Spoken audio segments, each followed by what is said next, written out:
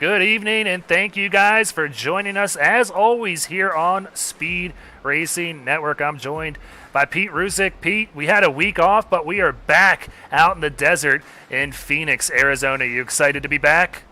I am absolutely excited to be back, Greg. The diamond in the desert. We're going to find out who's going to be able to get this done. That was actually kind of a weird week to have off. Right after Daytona, the boys were all able to reset, try to come and tackle this, what some call a short track. And, are we going to have a repeat winner this early, or is somebody new going to go ahead and get it done? Well, it's funny you mentioned that. I can tell you right now, last week's winner, Devin Zimmerman, is in the top 10 on the practice charts, but it's going to have a lot of company up there racing for this win here tonight. But you're right, it's almost like torture that we just put these guys through. We make them wait 2 or 3 months for the whole offseason. We get started, and then iRacing has a build week last week, so they had to get things situated there. And it's kind of a good thing that we did that because a lot of things changed here on the server, so everybody got some time to get things hashed out. Yeah, Devin Zimmerman right now, like you said, he's sitting P9 in practice. But I tell you what, this top 10 is extremely tight. From first through ninth is only separated by a tenth of a second. That just goes to show the kind of competition that's here in the SRN Cup Series. Well, we still got some time before we get out there on the track. The boys are about to go into qualifying. But before we get to that, let's go ahead and get gearing up. SRN, a little interview segment here with last week's winner, Devin Zimmerman. Thanks, guys, for joining us here on Speed Racing Network. We got another interview segment for you on this pre-race show. Before we get started at Phoenix International Raceway, I got with me the Cup Series winner, Devin Zimmerman. Devin, tell me, it's been a long time coming. You spent a lot of time in the Xfinity Series. You move up in your first race in Cup. You're a freaking winner here on Speed Racing Network. How does that feel? Is it still setting in? Yeah, it's still setting in. Finally, man. 5 seasons of MSM originally, and then SRN now. And it feels great. I can't say enough about just how great it feels. Going 5 seasons, chasing the first win, and then you finally get it. Hats off to my teammates, man. I couldn't have did what we did at Daytona without them. A 1, 2, 3, 4, 5 finished. I think that's more impressive than me finally getting a win, is that we were able to bring it home 1 through 5. Absolutely. That 1 through 5 finish that you just mentioned for the team stands. You guys are a really tight-knit team. You were in the battles for each series last year when it comes to the team championship, and it looks like you're going to be doing that again. What was the strategy, heading into Daytona? How did you guys get all those cars up there and just dominate and make it just really hard for anybody to get back up there and pass you guys? What was the strategy heading into that race? It was get to the front, stay to the front. We wanted to dominate the race. We had 5 cars, and then Seth Berger is one of our Xfinity drivers. He's an independent in the Cup Series, but he wants to work with us in the Cup Series, of course, being a team member. So the big thing was to get all 6 of us up to the front and then just kind of save fuel. That was the name of the game. We knew fuel was going to be an issue, and we wanted to make sure we had enough to the end where we didn't have to pit if there was a green-white checker. So the name of the game was get to the front and then just kind of control the pace of the race. So I feel like we did that very well. Rhett Tucker and Latham made it difficult on us at times, trying to get runs and stuff. But, we were running about 3/4 throttle for most of the race. And then whenever they did get kind of close to us, we would power it back up and, kind of leave the outside lane high and dry. But that was the name of the game from the get-go. That was our strategy going in, pit together, come out together. Kind of had a miscue on pit road at one point. Ed slid through his box, so I fell back to get Ed, and then we just kind of foot to the floor to catch back up to the rest of the guys there that were kind of leading at the end, and we were able to catch them. And the good thing is we were able to get around them when we did catch them. That was kind of a planned thing too, because everybody had led a lap at that point except me. So we wanted to get all of our drivers a lap led, get those extra bonus points, make sure that we're putting ourselves in the best position for team standings. And individual standings going forward. Oh, absolutely. Those points go a long way when it comes to determining who's going to make those final 15 spots in the SRN playoffs. But we got a long way to go before we get to that. We're going to Phoenix now, coming up in just a couple minutes here. What's the strategy this week heading into Phoenix? It's going to be a lot harder to keep all those tank cars in the front. And, new car, new sponsors, new teammates. How you feeling heading to Phoenix? Yeah, Phoenix is a different beast than a super speedway, so we're definitely going to have to rely on a lot of practice throughout this week that we've been doing.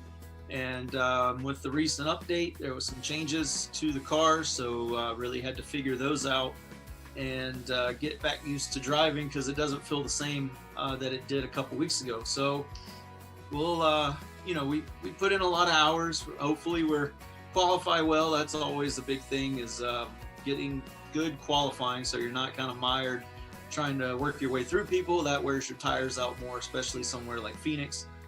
You really need the tires to stay under you. So tire saving mode. I'm not sure if we're gonna have to do fuel conservation mode. I haven't really did the math on it yet, but definitely tire conservation. So that's the name of the game this week, I believe.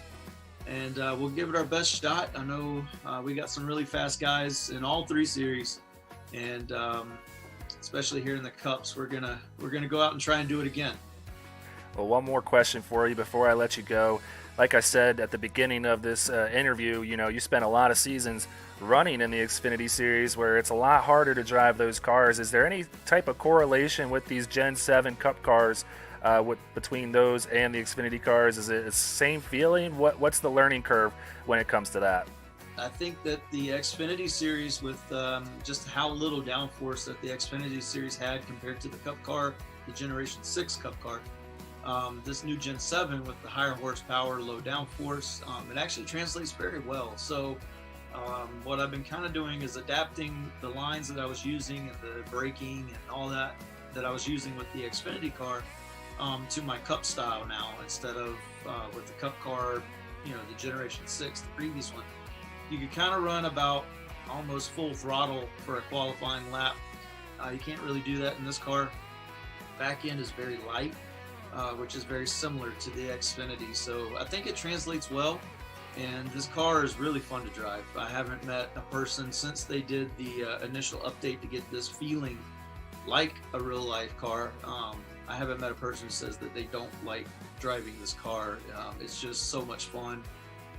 And if you put 1 foot forward or 1 foot wrong, it will reach out and grab you and send you where you don't want to be. So you got to be on it every single lap, every single turn.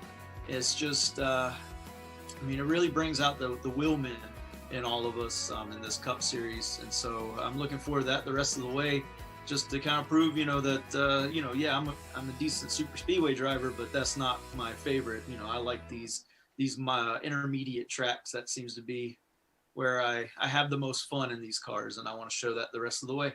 Well, it sounds like fun to me, and I miss being out there with you, but congrats to you as well as all your teammates on a dominating performance in that Cup Series race.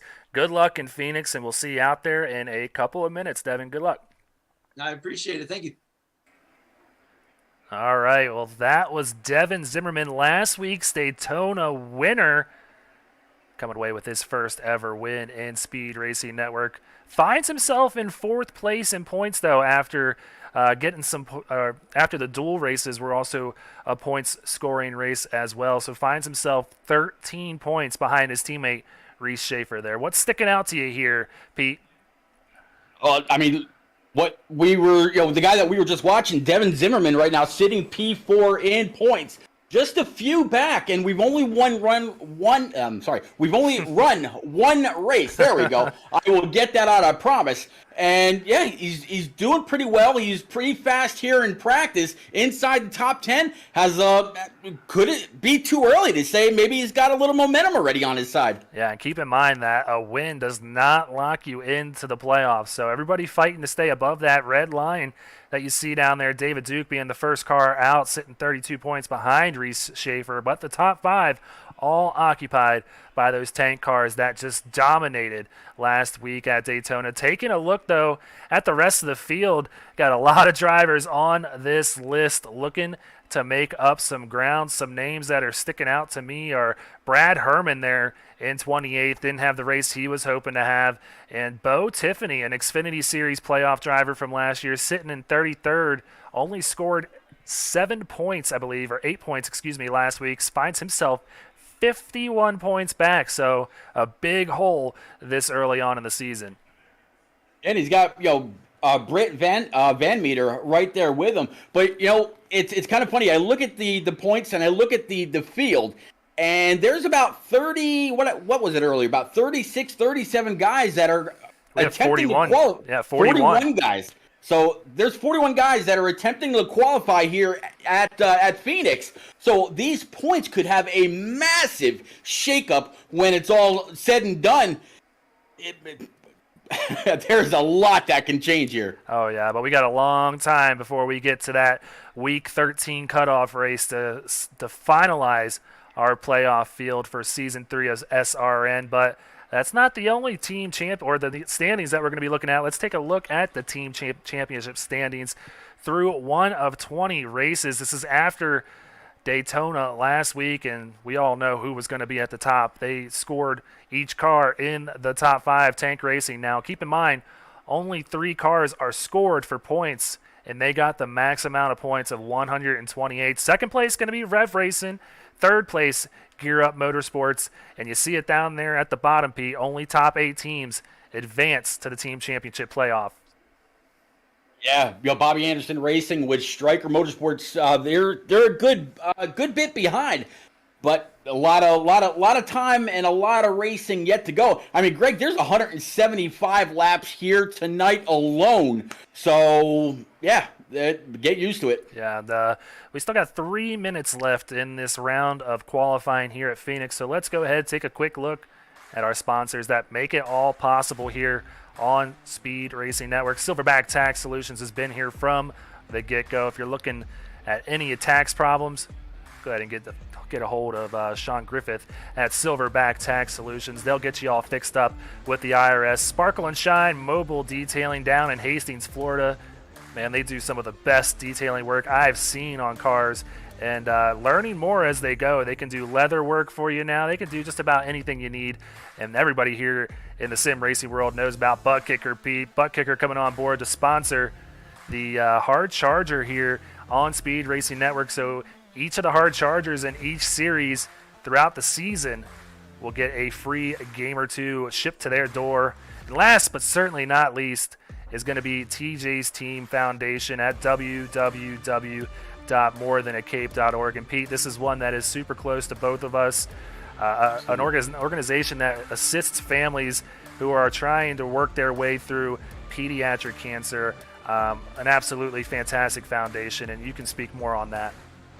Absolutely. Yeah, I've known Travis Anderson, the owner of TJ's Team, all about his son that unfortunately lost his life a couple years back, 2-3 years back, due to pediatric cancer, something that no parent or no child should ever have to endure or watch their child go through. They are just like a St. Jude's, where if you're in a center, your son or your daughter is in a center having to go through all of their care, while you're there caring for them, you don't have to give a care about any of your lodging, your food, anything at all. So all you've got to pour all of your time, all of your emotion, all of your energy and effort into is your son or your daughter as they try to beat something that they should not even have to care about. So yeah, go on over to www.morethanAcape.org and give if you can. And something I remembered after last week's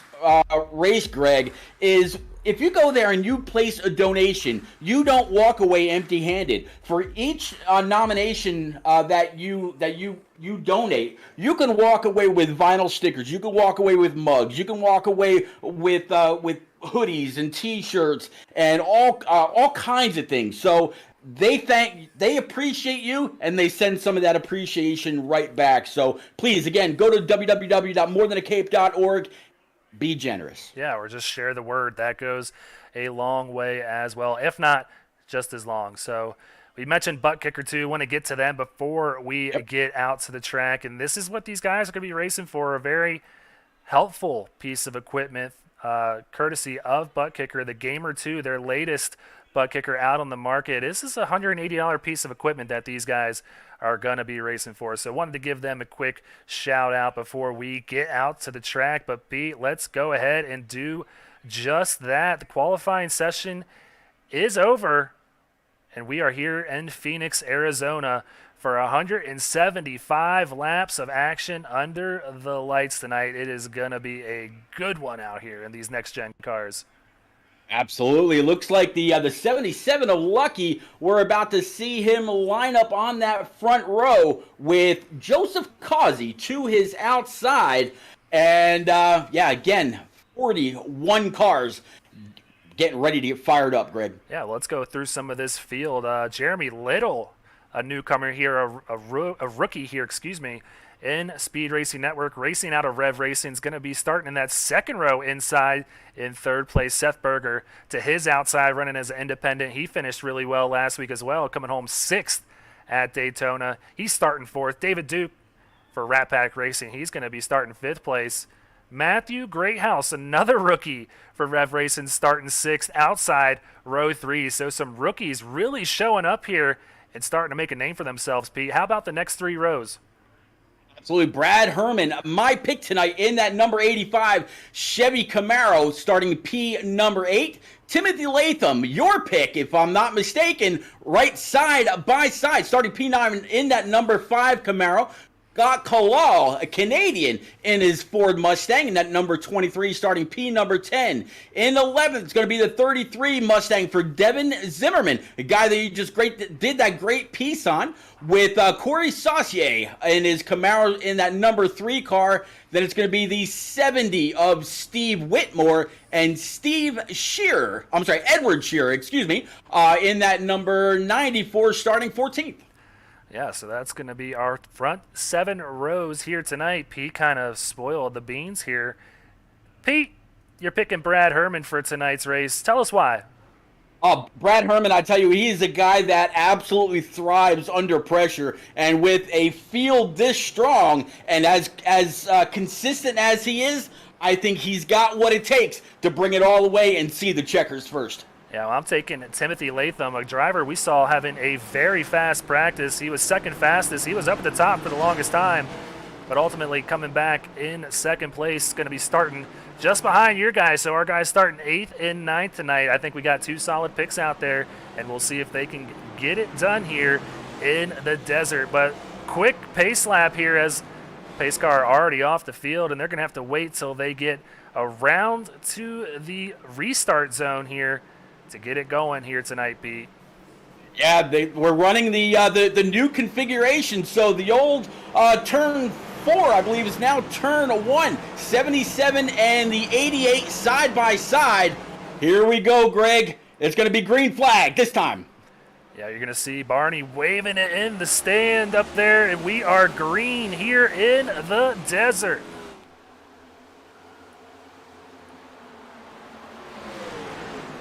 Side by side, heading down into turn 1. We got Chris Lucky, Joseph Causey battling it out for the top spot.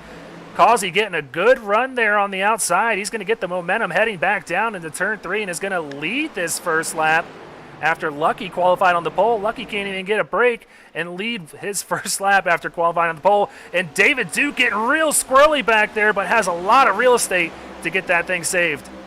Yeah, and I don't know if everybody out there noticed or not, a 78-33, very, very tight on each other. They are going to be 3 wide coming through there, but everybody had to stay above the white or above that yellow line going through the dog leg for the first time, but from the second lap on or until we get another restart, at that point, they can go on anywhere they want to go, as wide as they want to go, as you see them all fan out. Yeah, you just see how low David Duke is going down on the track. You can use all this real estate, but has a car to his inside now, and that is Ed Shearer for that 94 tank racing machine. He's going to get by David Duke. Looks like David not liking the handling of his car. He's already lost 8 positions to start this race. We're only on lap 3 of this thing.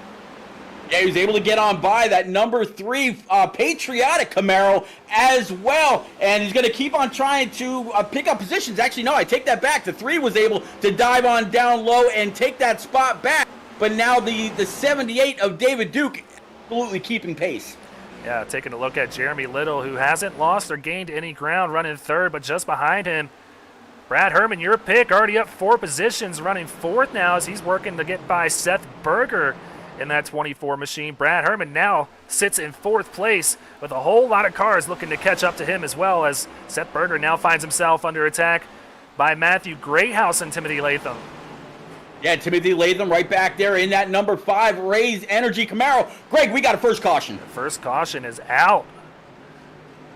Let's see if we can go ahead, take a look, and find out exactly where it happened on this Sparkle and Shine mobile detailing wreck replay. And I'm not sure this is going to be it. Not showing any cars wrecking here on my events list. Yeah, I'm not either. So not exactly sure what happened. Let's see if we can go back a little bit. Gotta love when SDK works with us here. Let's go back about halfway through the field, see if we can find anything happening back here. Riding with Brian McAvoy. I'm still not seeing anything. I'm wondering if this was a car parking or something. Oh, there it is. Oh, yep. Way back in the back in the scene there. Hit that wall hard. Not sure who exactly that is. Looked like a light blue car. Well, I'll tell you what, the car that's in frame right there, that aqua blue car, I think that's Blair no Holloman. front end. Yep. So let's find out here now that we have finally tracked it down.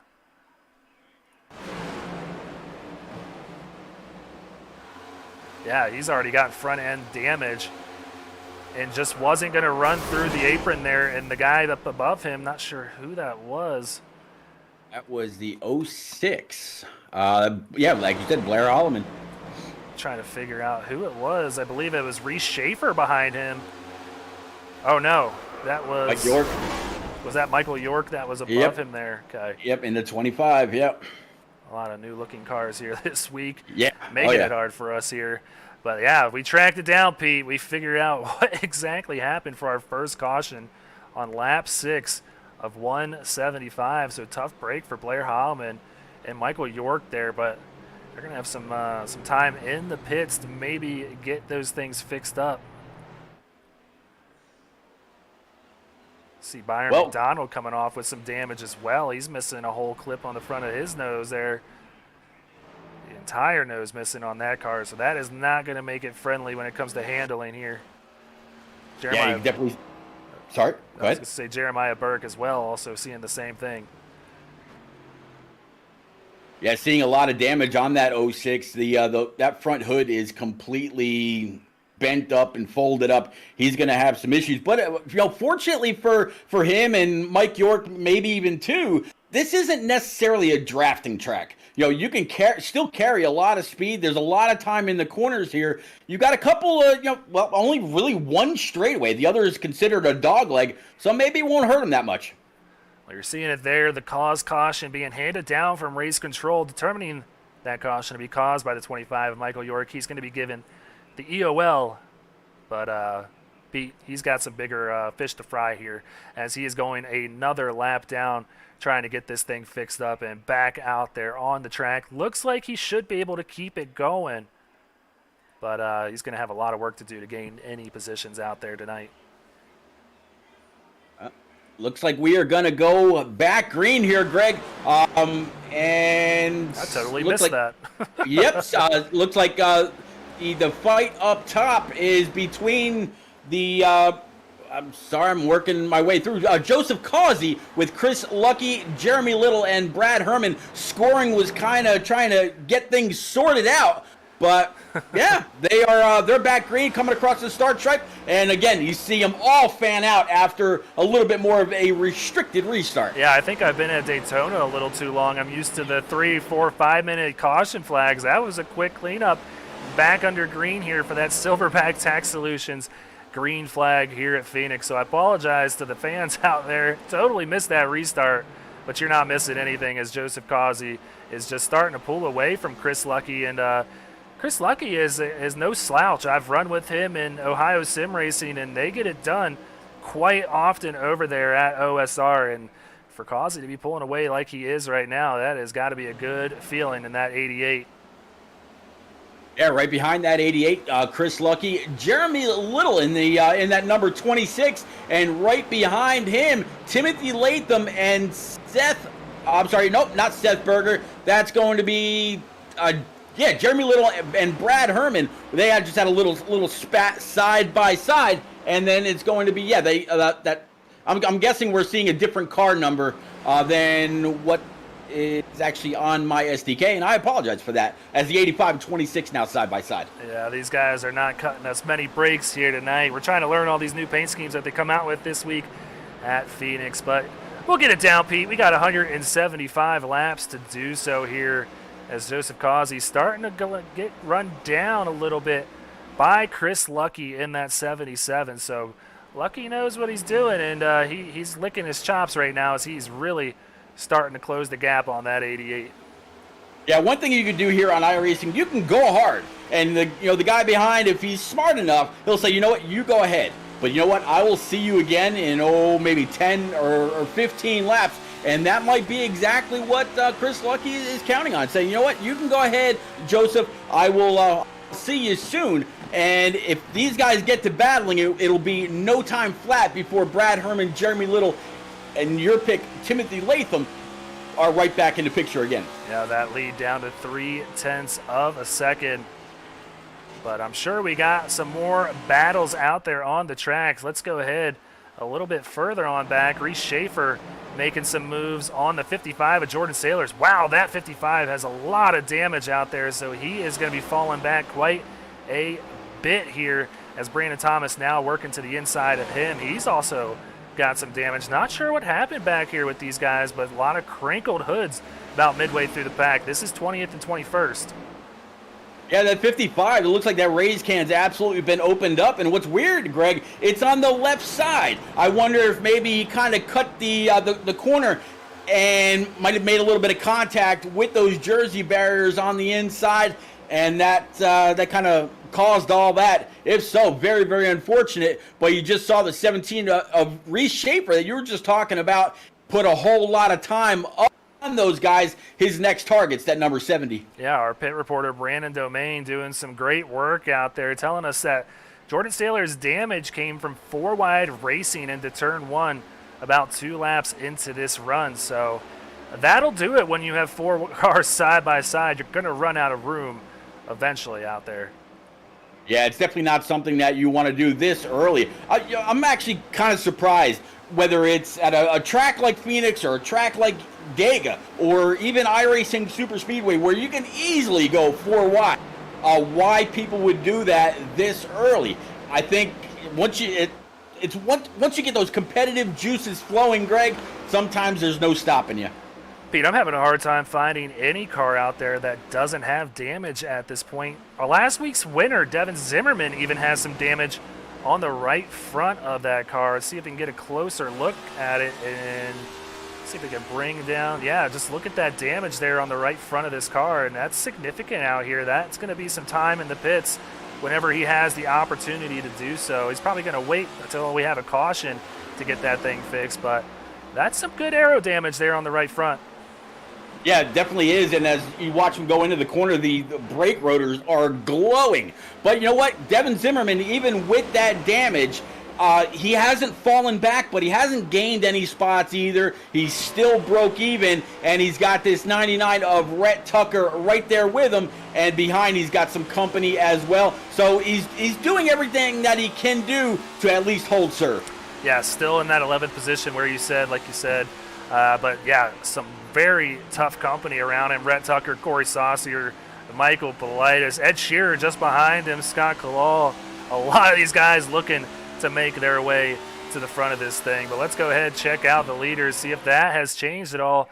Starting to open up a little more of a gap, up to 4.5 tenths over Lucky, but Lucky not going anywhere for the time being. No, not at all. He's still right in the tire tracks of that 88 for Joseph Causey. And Brad Herman, he's actually moved up a little bit. He's moved all the way up into that third and fourth groove, maybe trying to carry just a little bit momentum off the corner, not getting that car all the way down on the white line, not really scrubbing any tire off, just basically taking care of his car, sitting P3 up 5 spots so far. And that's just in the first 22 laps. Ed Sheeran might be in for a pretty good night if he can maintain and keep moving, keep that car clean. Yeah, you mentioned the third place car, Brad Herman, one of the more patient drivers out there on the track. So he is not looking to make up much time right now. As I don't think his delta has really changed that much. It's been 1.4 seconds, 1.5 seconds for about the last 5 laps or so. He's out there saving tires while these guys are really digging. And that's one of the hardest things about being the leaders. You're setting the pace, so you can't really save as much as these guys who are behind them. So Brad knows the pace right now and is kind of just taking it easy and saving his stuff. And as this run goes on, we might be seeing that 85 inch up. And we got some good info before this race started. You can get about 60 to 66 laps. It's a wide range for the fuel range, for the fact that you can decide whether you want to shift or not shift. If you do decide to shift and keep this thing in 5th gear most of the time, you're going to save more fuel. But if you do downshift a lot more, you're going to be running the higher revs, but also faster at the same time. Yeah, if you can downshift and come off the corner upshifting, you could absolutely gain a little bit. But we've also seen a little bit I actually saw a little bit in practice. Not quite sure if you caught others as well. Getting back on the gas too soon and looping it around to where you're stuck either into that inside wall or having some other kind of an issue, maybe sliding back up the track. So you got to make sure that if you plan on doing it in a race, you got to make sure that you get you got it done in practice to see how your car was going to be able to handle what you're doing. Yeah, a good battle there between Steve Whitmore and Emerson Ardon. Going to go to the 70 machine as he's fallen back 4 positions from where he started, now running 17th. Has his teammate Lane Holzler right there in front of him in that 61. So the 70 looking a little fast now, starting to make his way up through the field. But yeah, had a good race there, a good battle between him and Reese there. But now Emerson. But now Emerson under attack from his teammate Reese. 2 orange cars. That's always going to confuse me, Pete. Absolutely. And they both got a 7 in there. 17 up high, 57 down low. And Brandon Thomas right there with him, just wondering which line is going to go the best, sitting right there in that number 21. Yeah, so a good little battle that we will stick with right here for 18th, 19th, and 20th. That high line looking really good as it does at most tracks. We saw them have the extra grip out there this past weekend with the actual NASCAR circuit, and they were loving that high line. We don't need it here on iRacing. Wow, as Brandon Thomas gets really close to hitting Reese Schaefer in the bumper there through the turns. I'm sure Reese got a little nervous there. But, yeah, this top line really proven to be pretty dominant early on. Yeah, 21 of Brandon Thomas, really carrying the speed through the corner just a little bit better than the 17 was. Now he's coming up on the 70 car, and whoa, looks like 21 just kind of got to the right rear of the 57 and got sent up into the wall just a little bit. I don't think that contact was too hard though. It does look like the right front is buckled up just a little. I think the whole right side of that car is buckled up, but you're right. I don't think it's going to be too bad, and you can get that fixed. That's going to be a good 30 to 40 second fix for all that damage, though, whenever they come in. We just saw Steve Whitmore hit the wall there as well, but yeah, some damage here for these guys. This is a big pack of cars just battling for, trying to get into the top 10. It starts with Rob Norfleet here in the 9 cars. He's starting to make a move on Rhett Tucker. Goes to the inside, gets really close to the 99. Rob's going to try and pick up this position on Rhett, but we mentioned it, that high line is really hard to pass on the inside, and that 56 machine is going to still be in 13th.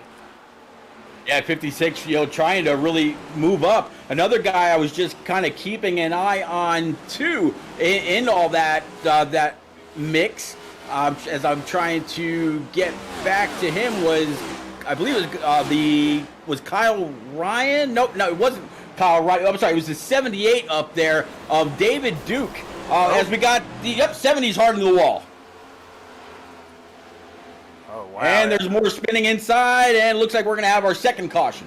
Jordan Sailors, who already had damage involved in this one, and Tommy Haynes as well. So let's see if we can figure out exactly what happened here.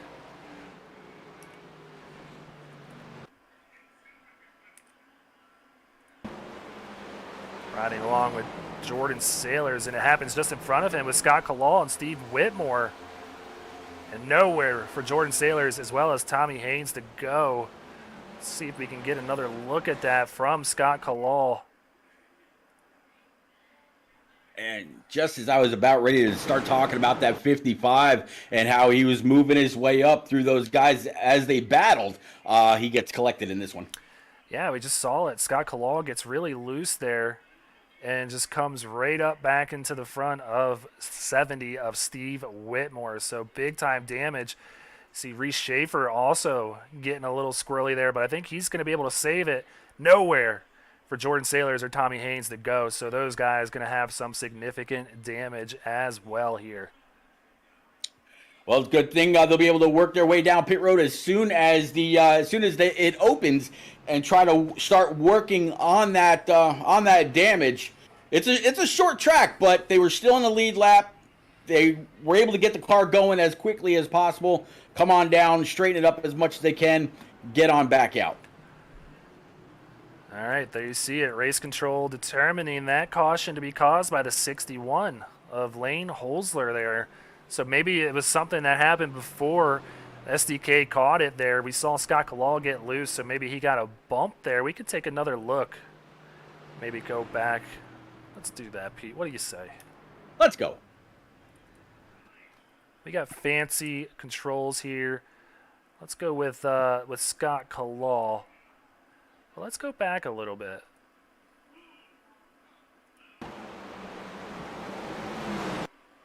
Yep, so the 61 comes up a little bit, catches that left rear quarter panel of the 23, and everything we just saw unfold happening here comes right up in front of Steve Whitmore. Scary moment there. I'm sure he was not expecting that. Takes a hard hit into the wall there. So good call by Race Control on that one. Boy, that 70 hit the wall, the same place that Truex actually hit the wall this past weekend. It's a tough spot to hit. It hangs with you, Humpy, because you're a big Truex fan out there. He's yes, having a tough year so yes, far, but hey, I'm a big Truex fan myself. I'm a Larson guy first, but I've always loved Truex. He's going to get it going. It's just having a rough start to the season, like some of these guys that we're seeing here, starting off the season with some damage and a tough break here for a lot of these guys that are going to be heavy hitters come down the road towards the end of the regular season. So nothing changing up front. Joseph Causey is still our leader out there. Timothy Latham, my pick, Pete. He's in second place. Chris Lucky, who was running second a lot of the race, in third. Your pick, Brad Herman, running in fourth place. Rookie Jeremy Little, I accidentally skipped over him. I'm so rude. Running in fifth place. Matthew Greathouse, his teammate, is in sixth. Ed Shearer in seventh place. Seth Berger in eighth. Dave Fuchs Jr. having a really good run, up 13 positions. He's in ninth place. And then I believe we're going to have Corey Saucier going to be rounding out the top 10. So good top 10 up here, and a lot of positions changing here early on, making for a great race out there tonight. Absolutely. The lights on the pace car, as you can see, still on. So from 11th on back for at least the next 5, talking about Rhett Tucker, Michael Politis, Robert Norfleet, Devin Zimmerman. It's going to be Robert Norfleet, Kyle Ryan, Brian McAvoy, Nathan Rogie, John Holliday, Britt Van Meter, and then Bo Tiffany. All right, well, let's go ahead and get ready for Barney to whip that flag and get this thing back underway. It's been a great run so far. You see the cars coming around, and the Silverback Tax Solutions green flag is back out here in Phoenix. And not only is the flag waving, but you see that cactus light up. There is no mistaking what flag just dropped by anybody, anywhere, as those guys getting loud. Absolutely. You see Reese coming off of turn 2 there, getting a good gap over the rest of the competition here. Chris Lucky trying to make a move there on, it looked like Timothy Latham. So good battle back here for second as the 77 to the inside Timothy Latham going to be able to clear him, though, as they go through the dog leg and claim second place all to himself. And now Chris Lucky's going to have to worry about that 85. Whoa, we got a car spinning back here. Looked like Dave Hughes Jr. into the wall. He saves it, but it's going to have some big-time damage on that 22 machine. Oh, and just in front of him, Rhett Tucker. Big wreck here on the backstretch going into turn 3. Oh, and there's still cars piling in. They just had nowhere to go. They had people behind them, still going almost, I don't want to say full speed, but just not as slow as they needed to go, and just cars blocking the track, nowhere for them to go at all. Let's check out the wreck replay here, sponsored by Sparkle and Shine Mobile Detailing. Third caution here in a quick race so far. Let's go ahead and go back out on the track and see exactly what happened. That all just unfolded super quick. You see Rhett Tucker just get loose off of turn 2. Comes up in front of the rest of the field. Norfleet gets loose. Brian McAvoy gets into him. And then I believe that's the 87 of Nathan Rogie. And just everybody. It's a parking lot out there. Yeah, the high line was blocked. The middle of the track was blocked. All kinds of blockage. One or two cars were able to drive through before the 56 came to a stop, and the top line was halted as well. But a few people tried to save that, and even with a great effort, unable to do so. These cars are loose. Yeah, Rhett Tucker going to feel really bad about that one. Just, yeah, you see it right there. It's coming down from race control. This one is going to be on the 99. No doubt got loose there on the exit of 2 and caused a big wreck there on the backstretch. So a lot of apologies being handed out by that 99. I know Rhett pretty well, and I know he certainly did not want that to happen for the rest of the field. But Pete, 3 cautions early on. It's going to be a long race, it looks like. So let's go ahead and take the opportunity to take a quick commercial break. Want to be a part of an established league on iRacing? A league that's competitive, fun, and above all fair? Look no further than Speed Racing Network. Originally known as Mid-South Madness, SRN has evolved into a league that can bring the best out in any given driver. Drivers work their way up through the ranks to hopefully one day call themselves a champion of Speed Racing Network. If you're interested in joining, don't hesitate to reach out to league admins to claim your spot today, and maybe you'll end up in the history books. If you're interested in becoming a sponsor in Speed Racing Network, feel free to head over to www.speedracingnetwork.com and reach out to an admin today. And as always, remember to go faster.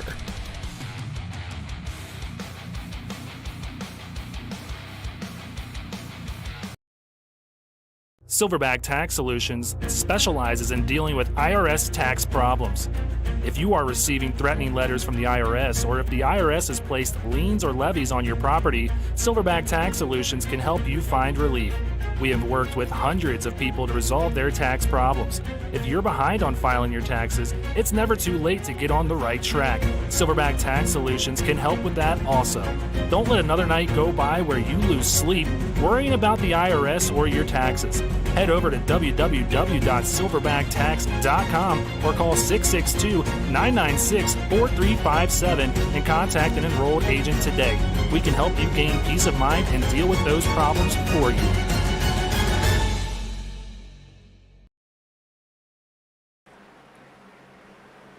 Pace car lights are off, Pete, for this third caution. We're going to get this thing back underway on lap 42 once we cross the stripe. Joseph Causey has led this thing the entire way. Timothy Latham, though, trying to get up to the front, but has some stiff competition behind him. Chris Lucky, Brad Herman, and Jeremy Little rounding out the top 5. And, Pete, you ready to get this thing going again? Absolutely. The 88 is your control car. He's going to be the first one to jump on that loud pedal. The 5 of Timothy Latham, he's got to be able to try to predict exactly when that 88's going to go, or maybe just keep an ear out through his driver's side window and listen for that motor to rev up. Here we go. 88's off. 5 not completely kept sleeping. Here we go, across the start stripe. Green flag is out, brought to you by Silverback Tax Solutions. Looking to save some green? Check out silverbacktaxsolutions.com. But Joseph Causey getting a great restart as he has this entire race. and putting the battle behind him between Timothy Latham and Chris Lucky. I think Latham is going to have the edge, though, as he's got that high line over the 77. But 77 looking really good there on the low line. Yeah, 77 down low, chose not to go down the dog leg, instead keeping the 5 up high and keeping him honest. So even the 5 had a little bit more momentum. 77 able to dive right back in there. 5 should be able to have it, though, going down the straightaway. Yeah, so nothing changing up front, but the battle heating up from about second on back to 10th. These guys are side by side using all of the track through the dog leg, coming to the stripe, and they are fighting for position here as we cross the stripe to take lap 44. Absolutely going through. Look, Chris Lucky, Brad Herman, and Jeremy Little to round out your top 5. So far, Greg, a couple of new names working their way up as we've had a couple of cautions and keeping it clean. I'm seeing a lot of single file racing now down the backstretch. Yeah, battle between two familiar foes here that are used to racing each other in the SRN Xfinity Series. Devin Zimmerman and Corey Saucy are going toe-to-toe. I think Devin is going to get this position as he's got, they got really close there through the dog leg. I don't know if Devin was expecting Corey to take the apron approach, but I've learned that it is very, very sketchy if you go down on that apron. It is loose for these cars, so a lot of these guys opting to not take that route, as we're used to seeing that happen quite a bit. But, I got a close moment there. And then Josh Siegfried, Emerson Ardon battling back here for 17th. Whoa, Emerson get really close to that 60 car. Yeah, this is one of those tracks where you really got to have the ability to take a look out of your driver's side and your passenger side window to see if you've got that room to move on down or move on up. Because if somebody takes the dog leg, they can make up just a little bit of time. So you want to see where they're at, as now you see the 57 trying to dive underneath the 60. Taking a look back up front here. Causey opening that gap a little bit on Timothy Latham, has a half second there. Oh, and then a penalty. We saw that, the restart infraction that we spoke about early on. These guys are not allowed to go down on the apron for that first lap on the restart. Race control determining that the 09 of Andrew McGonigal cut the dog leg on the restart lap, and man, he is going to have a drive-through penalty under green, and that is big here at a short track. You're going to definitely lose one lap. Hopefully he doesn't lose 2 laps in that. Either way, it's absolutely a lot of time, and with the with the pace that these guys are setting when at full speed, when there's no caution, man, you could. I think 2 laps would be the norm, because you got to work your way back in, then you got to work your way out. You got to try to stay out of traffic's way. I think 2 laps are pretty easy. Well, a fun fact here from our very own Brandon Domain, Pete. Last season in this Cup Series at Phoenix, we had 5 cautions for 19 laps. Season 1, 5 cautions for 20 laps. We're already to 4 tonight. Pete, would you take the over or under on whether we're going to break that here tonight? I've got faith. I think we might have seen our last caution. Man, I would love to see that, because I am a big fan of green flag racing. Let's see who is the best out there at saving their stuff and figure out a winner here tonight. But we saw Causey open up that gap early on. He's got 3 cars right behind him, all within a second. Latham, Lucky, and Herman all wanting a piece of that 88. And now he's actually got some, new challenger though. The 5 and the 85, they were able to watch and see what the 77 did earlier, just to be able to stick with the 88 of Causey, and that's exactly what they're doing. They're not up there, not trying to challenge him. They're just basically maintaining their pace. The 88's in control of the race. But if the 5 and the 77, the 85 can get up there, I don't know if they'll actually try to pass, because they don't want to bring the rest of the field up. If I know Timothy Latham, he wants to pass this 88 and lead some laps for the first time this season in that beautiful Raise Energy number 5 out there. He is itching. He's up 7 positions from where he started. We saw he was at or near the top of the charts in practice. He knows he's got a fast hot rod. He's wanting to get a piece of the action. So, take a look. He's only a quarter of a second behind Causey, and he's going to take the dogleg option here as you hear him shift up in that 5th gear. and he's going to hear him go into turn 1, downshift into 4th, and then set it up nicely to get a good run off of turn 2 and get that momentum down into turn 3. And he's going to pick up some more time going through that set of turns. I think he might have something here for the 88 here shortly. Yeah, he's all the way down, really guiding along that yellow line and staying right there with the 88. So the 5, Timothy Latham, doing a great job. And if he can keep the 77 and the 85 right there with him, they might have something for this 88 if he's burning his stuff up. If he's not pushing any more, if he's not pushing any harder than the 3 behind him, they're just going to stay like this, nose to tail. And the more they do that, you just saw that 94 of Ed Shear getting closer and closer. There might be a little bit of a 5-car line here momentarily as they're about to lap another car. Yeah, it looks like that's going to be Aaron Bringleson just in front of him as, he just takes a good approach into turn 1 and gets that run down into turn 1. Kind of diamonds it, comes out low in turn 2 and gets that speed off, but not pulling away from that 5 car. So this top 4 is really bringing it, but Ed Shearer coming up in that 5th place position just finds himself a 2.5 seconds back of these leaders. He's wanting to get in on this and see if he can maybe make a stab for this lead.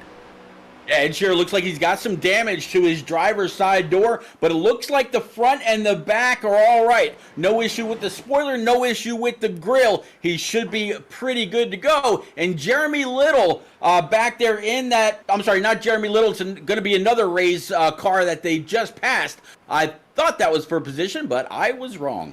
Really cool seeing the brake rotors glow on these things in the nighttime. So you can tell that they are using all of the brakes that they have out here.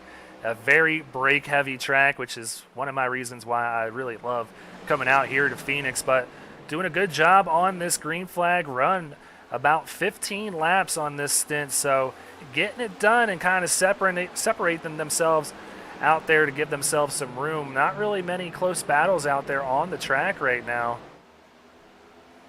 No, not at all. The car that I was talking about was actually the 78 of David Duke. But as I said, he's lap down, and the 94 right in front of him. And if you pan back from the 78, there is not a car anywhere in immediate sight. I mean, we're talking about the entire backstretch.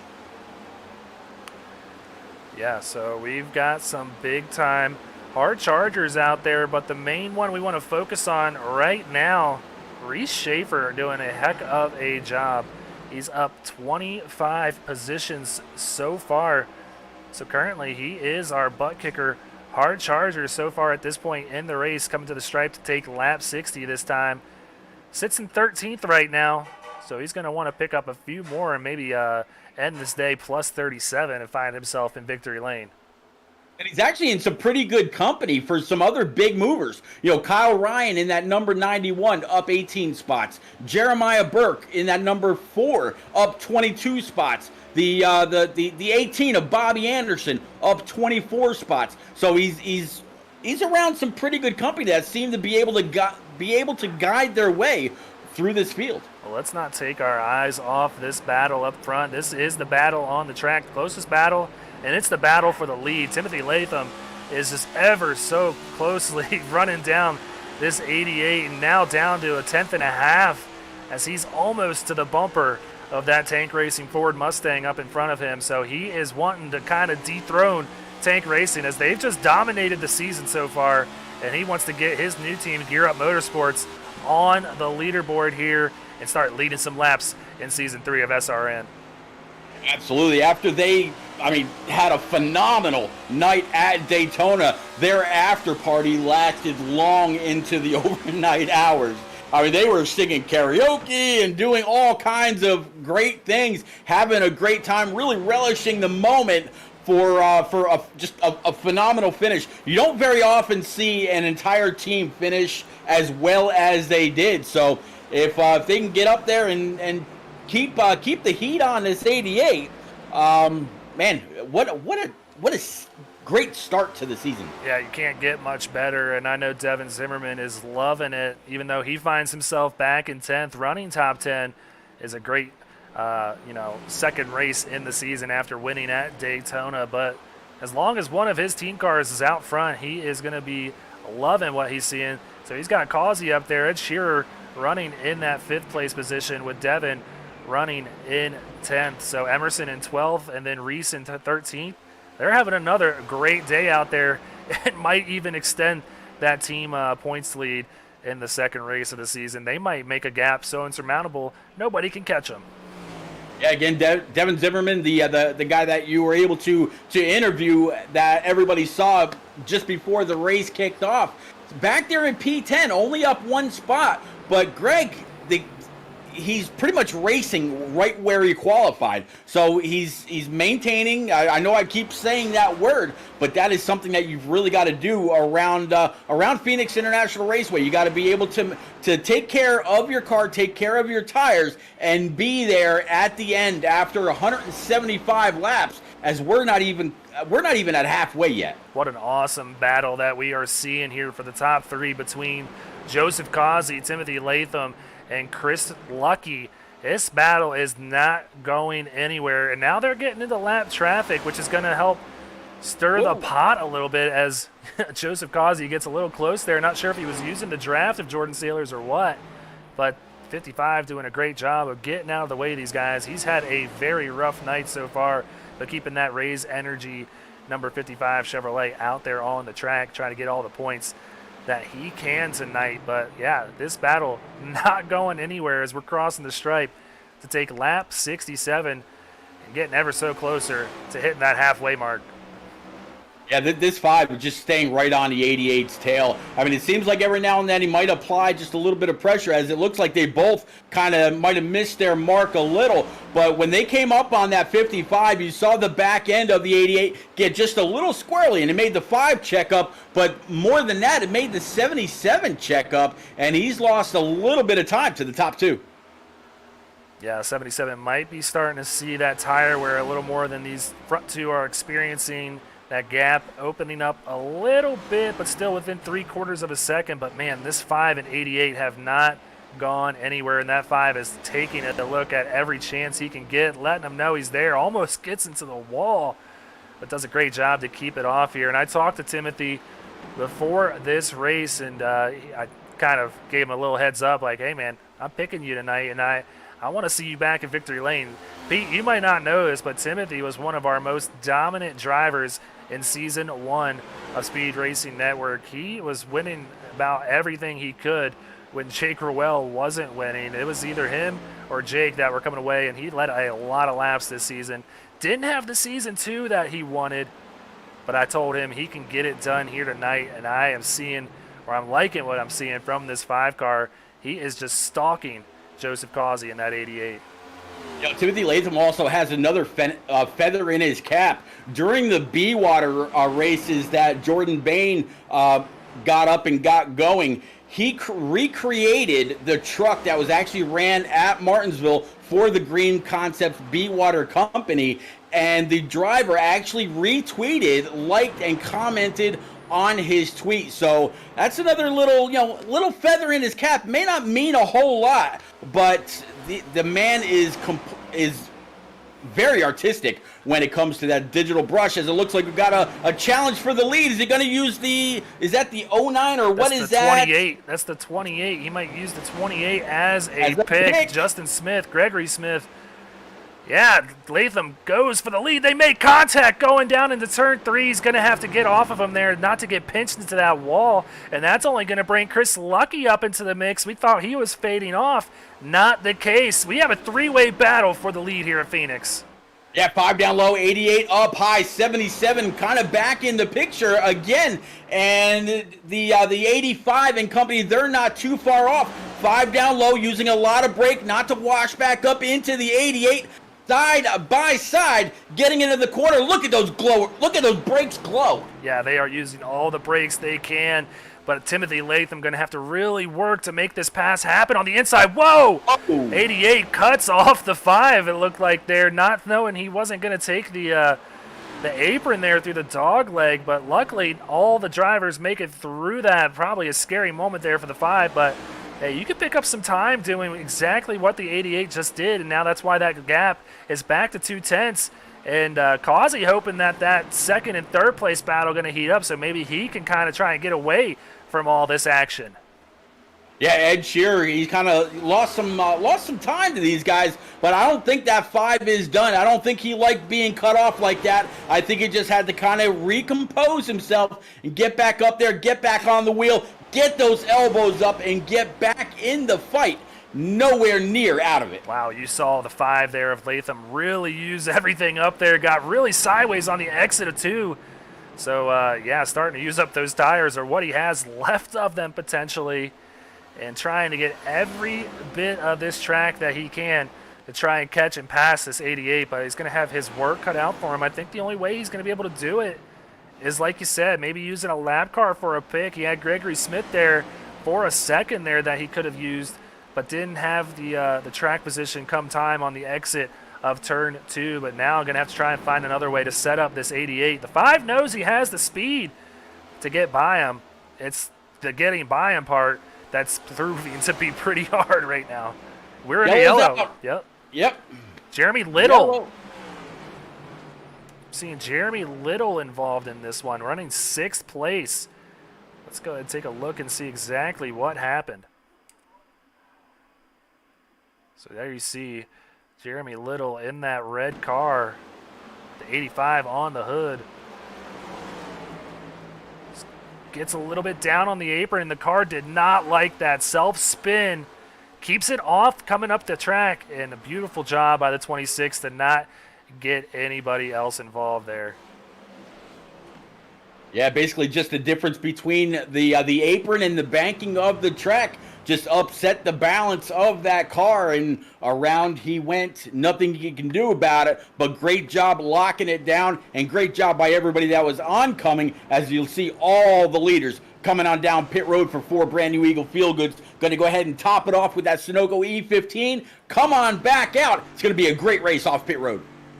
Yeah, we're going to go ahead and ride down pit road with Joseph Causey here. There you see it. Race control putting that one on Jeremy Little. And even though he didn't get anybody else involved, that was on him. He's going to be given an EOL. So a tough night for him now. As he was running in the top 10, this entire race is going to have a lot of work to do to get back up to the front of this thing. But watching Joseph Causey pull into that second pit stall, gets in there very cleanly. And I believe after those 4 tires and a full can of fuel, he is going to be back out in front of this thing.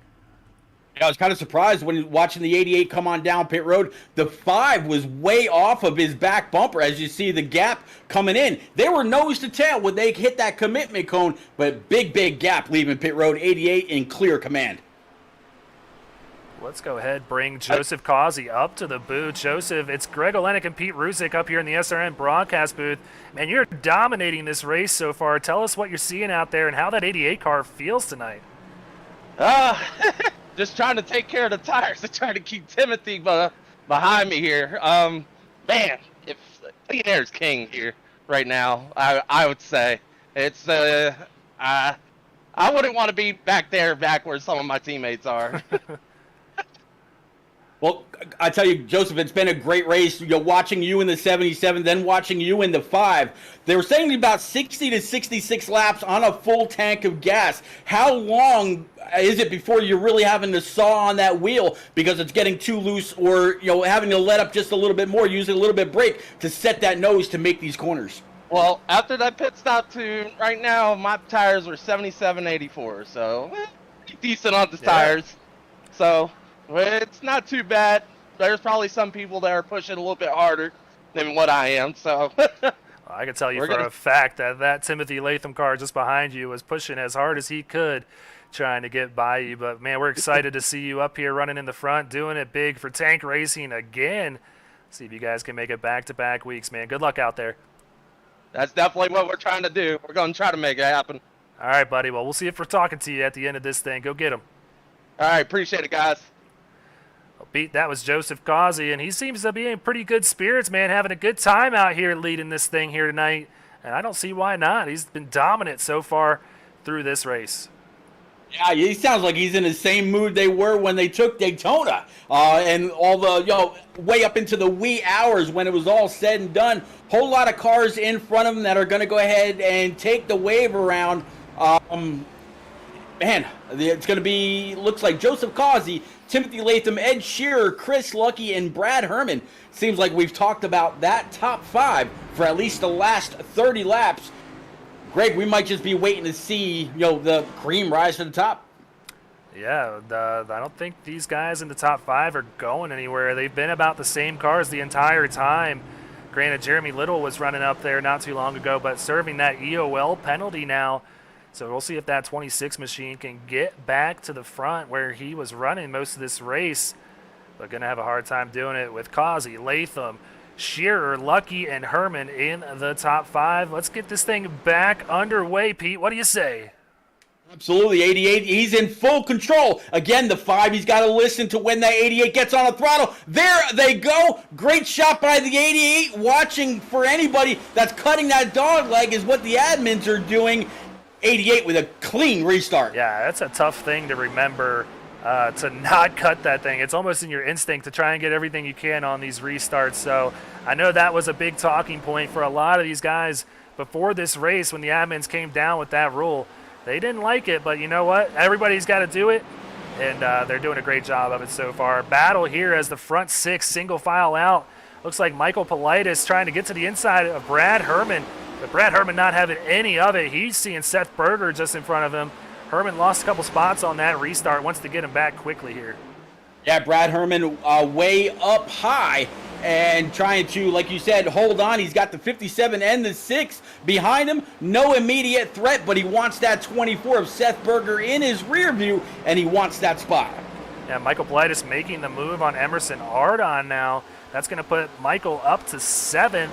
Has Matthew Greathouse getting by Emerson behind him too. I think Emerson's got something wrong with that 57, as a lot of these guys are trying to get by him. Devin Zimmerman, his teammate, just behind him as well, looking to get in the mix.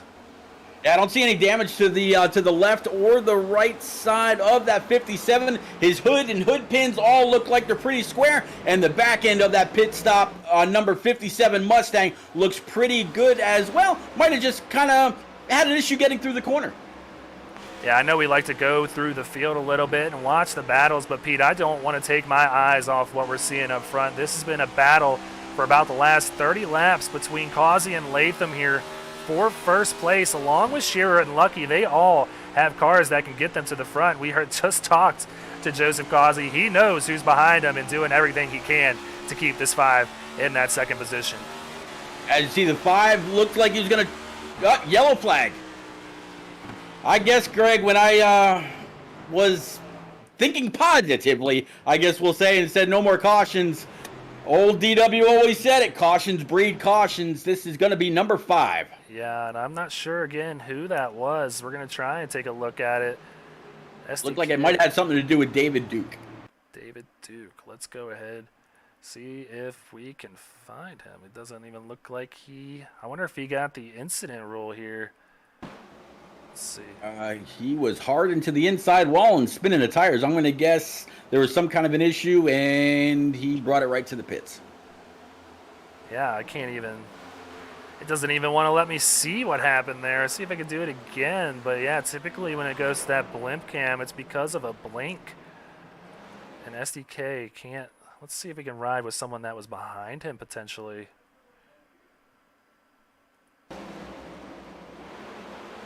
Yeah, I think you're 100% right, because I have gone ahead and hit that rewind for quite a while, and I think you're right. I think maybe he blinked out, got or made some contact with somebody else, ended up into the inside wall, and retired that number. Yeah, so been sitting on the replay slate for a little while just because we weren't able to find anything. So apologies for that. I'm hearing from Brandon Domain it was a self-spin on David Duke to the inside wall. So going to have to get word from the admins if that is the case. I know the 78 has had a tough day out there.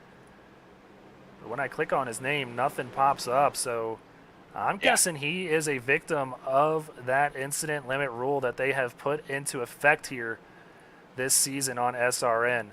So hitting that 16 or 17, I believe it's 17 point. If they go with the iRacing standard, it's 17x, and I know that 78 has been beaten and banging off of the wall and having a tough day out there at Phoenix. So I'm thinking that he is done for the night. Very, very unfortunate for Mr. Duke. But man, that battle up front between the 88, the 5, and the 94 for Ed Shearer was really heating up, and the 77 and 24 they weren't far behind, followed very, very closely by Brad Herman in that TJ's team 85. Top 6 still very much in this fight, Greg.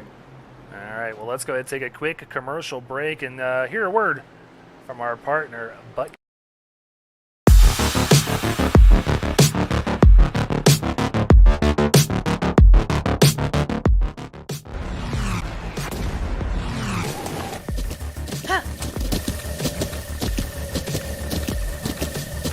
With the Butt Kicker Gamer 2, what you see and what you hear is what you feel.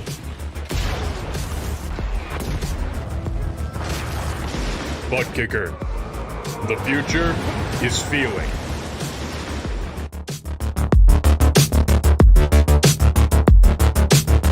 Silverback Tax Solutions specializes in dealing with IRS tax problems. If you are receiving threatening letters from the IRS, or if the IRS has placed liens or levies on your property, Silverback Tax Solutions can help you find relief. We have worked with hundreds of people to resolve their tax problems. If you're behind on filing your taxes, it's never too late to get on the right track. Silverback Tax Solutions can help with that also. Don't let another night go by where you lose sleep worrying about the IRS or your taxes. Head over to www.silverbacttax.com or call 662-996-4357 and contact an enrolled agent today. We can help you gain peace of mind and deal with those problems for you. Well, you guys did not miss a thing for this 5th caution of the night, Pete. I'm coming to the stripe to take the green flag for lap 90. We're over the halfway mark, and we're getting ready to get this thing back underway, and this battle up front is not going anywhere. It's proven to be a good one. Absolutely, third verse, same as the first. 88 is your control car. 5 outside. Let's see if he can judge that restart just a little bit better. He's seen that the 88 again. He's going to go ahead and take it. 5 gets a great jump this time, and we got the 94 right to his inside of the 77. 24, 85, and company all charging hard on the brake, trying to get these cars to turn. Here we go, 5 and 88. Right back at it. Yeah, and then Ed Shearer getting 3rd place from Chris Lucky, who's now in 4th. Brad Herman in 5th. A very solid top 5, a great top 10 at that. This race has proven to be a good one so far, but this this battle up front is heating up as the 5 is right on the bumper of that 88. Yeah, I really think that the 5 of Timothy Latham, he's got the 88 number. He knows where he's weak. He knows where he's strong. He's been able to trace his gears. He's been able to do everything. Watching the flames stick outside, so he knows when he's off the gas, sees when he's back on. The 5 is there. He's not going anywhere. I think this is all going to come down to tires. This is going to be working lap number 92 out of 175. Greg, we are past halfway. Yeah, I'm not sure if you heard that, but riding on board with the 5 right now. Right when he got on the apron, he had to pedal it very quickly just so it doesn't break loose the wheels. But, man, still using every bit of the track he can to try to get an edge on this 88, but you're exactly right.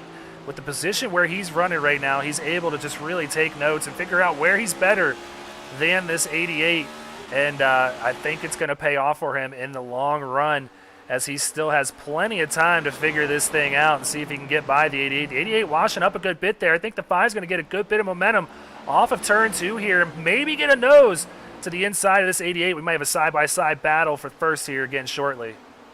I think the 5 had to check up and really know where to go. He did have a little bit of momentum. Watch that 10th close in just a little bit. But no dice as the 80 comes across the start stripe. He's going to go ahead and lead another. And a little bit of separation now back to Ed Shearer, Chris Lucky, and Brad Herman. Still the same top 5. Seth Berger shows that now he's sitting there in P6. he's come to play. Yeah, I think that this 5 is just reminding himself there's a lot of time and not to burn these tires up, because that's exactly what Causey wants, is the 5 to really eat his stuff up, trying to get around him, and I think that's why we saw that gap just open up a little bit. He's starting to break a little bit shorter than this 88, but yeah, battle is heating up back here. Seth Berger now up to 6th place in that 24 machine.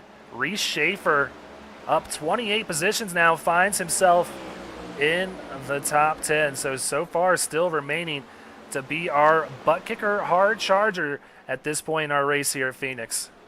Yeah, 28 spots is very, very hard to do. It doesn't seem like it was too long ago we were talking about the 17 and the 57 side by side. Now the 17 and the 57 are nose to tail, but huge, huge gains for that 17. As you said, up 28 spots.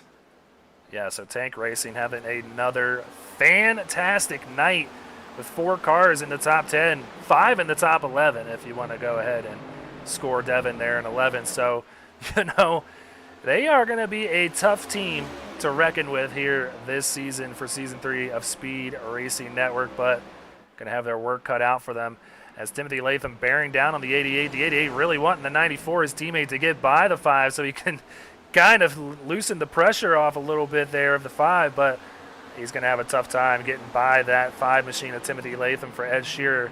We'll see how it works out here in the coming laps as we're nearing that 100 lap mark in the race. Absolutely. Just about, 77 laps to go. And how about out there in chat, Mark Berger saying, roll number 24, you got this, kid. So another fan of the driver for the number 24. There we go. I'll get that out one of these days. So good ups on him. Oh, Burger Nation always well represented in the YouTube chat, so not surprised to see him have a lot of support out there, having a great night again here this week. And that's all it takes, is a lot of solid nights week in and week out, and that 24 is going to be sitting pretty come towards the end of the season. Back up front, this battle is just not going away for Joseph Causey. That 5 car will just not go away as he's just right on the bumper of that 88 as we cross the stripe to take lap 100 out here in the desert. Yeah, 75 laps left to go. 88 doing everything that he can to keep the 5 behind him.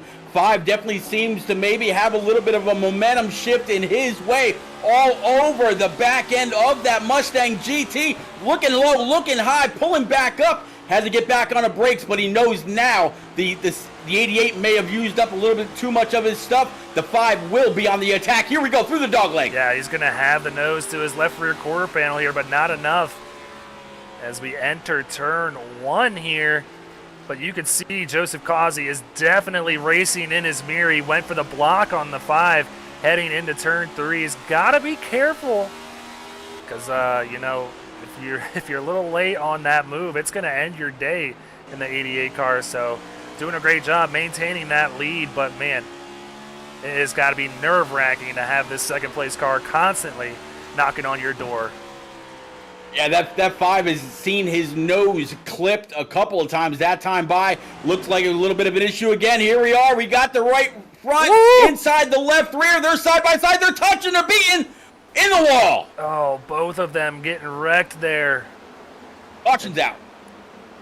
Timothy Latham going to go ahead and stop on the track, too, to bring out the caution. I'm not sure how the admins will feel about that one. Tough break for our top 2 cars. That's what that battling gets you here at Short Track Racing. So we're going to have to see if we can get this 5 car and 88 car fixed up and back up front.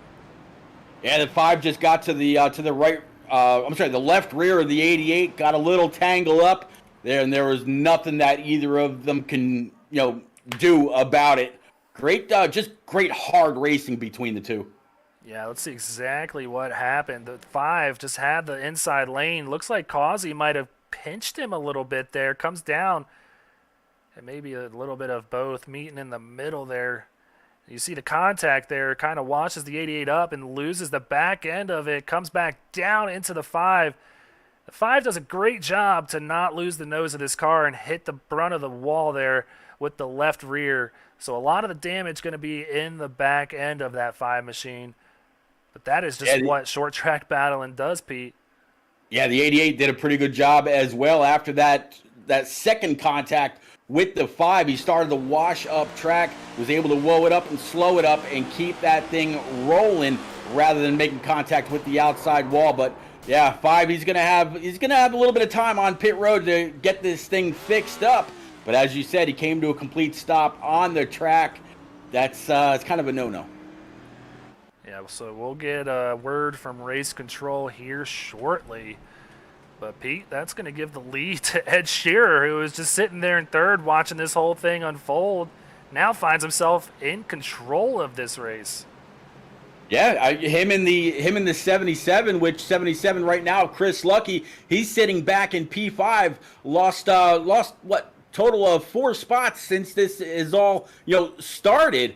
But yeah, how about that number 94 Ford Mustang for Ed Shearer, Taylor Locklear, Brad Herman, Joseph Causey, and as just mentioned, Chris Lucky to round out your top 5.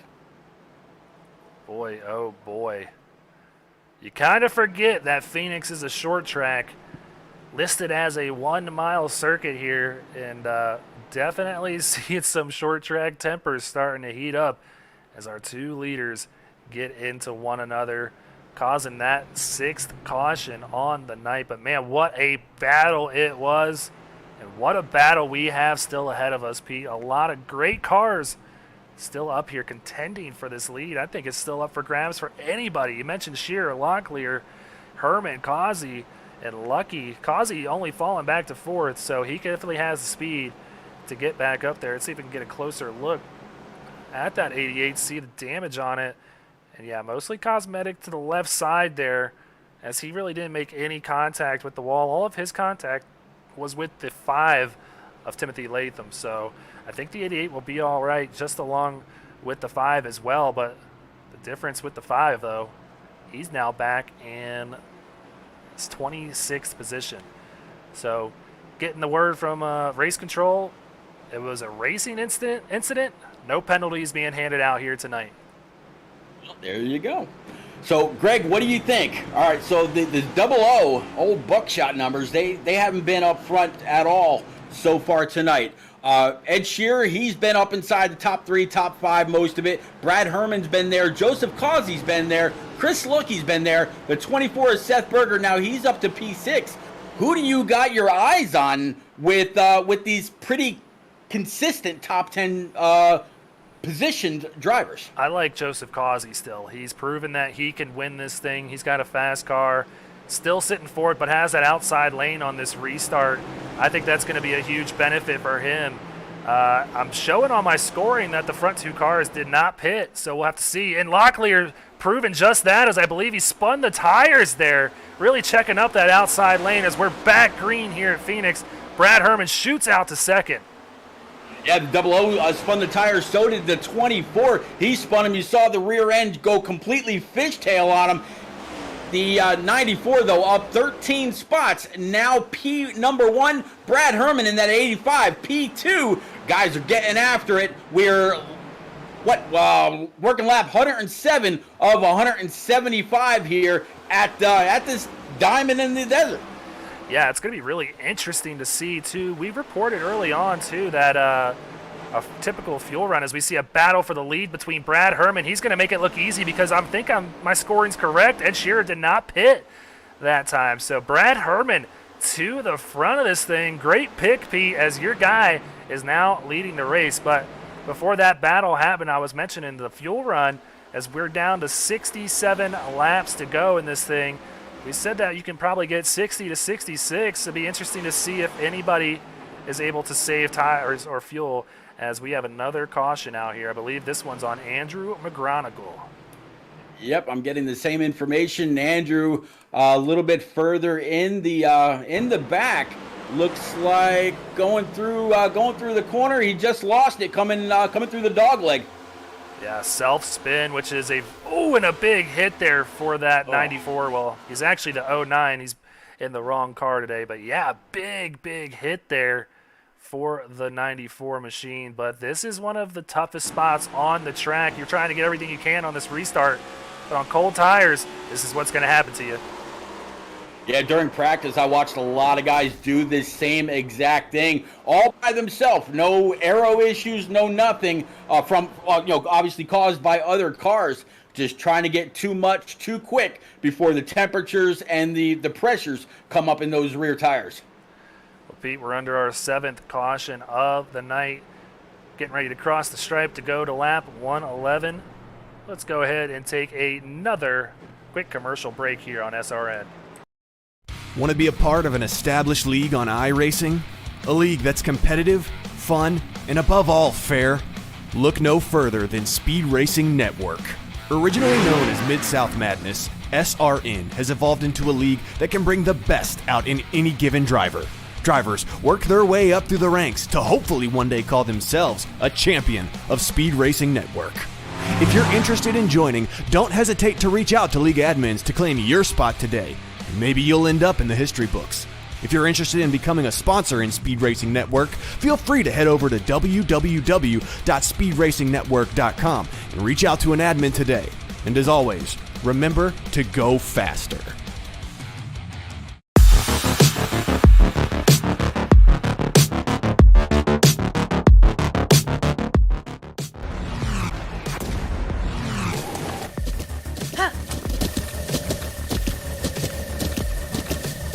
With the Butt Kicker Gamer 2, what you see and what you hear is what you feel.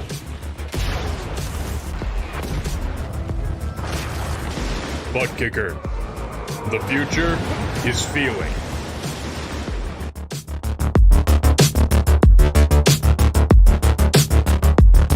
Silverback Tax Solutions specializes in dealing with IRS tax problems. If you are receiving threatening letters from the IRS, or if the IRS has placed liens or levies on your property, Silverback Tax Solutions can help you find relief. We have worked with hundreds of people to resolve their tax problems. If you're behind on filing your taxes, it's never too late to get on the right track. Silverback Tax Solutions can help with that also. Don't let another night go by where you lose sleep worrying about the IRS or your taxes. Head over to www.silverbacttax.com or call 662-996-4357 and contact an enrolled agent today. We can help you gain peace of mind and deal with those problems for you. All right, well, you guys, as always, did not miss one bit of the action. And Pete, it has been an action-packed night out here in the desert. 7 cautions so far. Just crossed the stripe to take lap 113. Getting this thing double file for the next restart of this race with Brad Herman out in front. Yeah, as they all came across the start stripe right there, the lights atop the pace car went out, so we will be going back green this time. Brad Herman, Chris Lucky, Joseph Causey, Michael Politis, and Seth Berger with all of his fans out there in chat sitting in P number 5. We're about to see what kind of a restart this 85 can get with the 77-2 is outside. Pace cars pulled off, going down the backstretch. Greg, do cautions breed cautions again, or do these guys get a green flag run this time? I don't know, but we're going to find out. And another thing we're going to do is we're going to take it up a notch for this restart, and we're going to go SRN overdrive.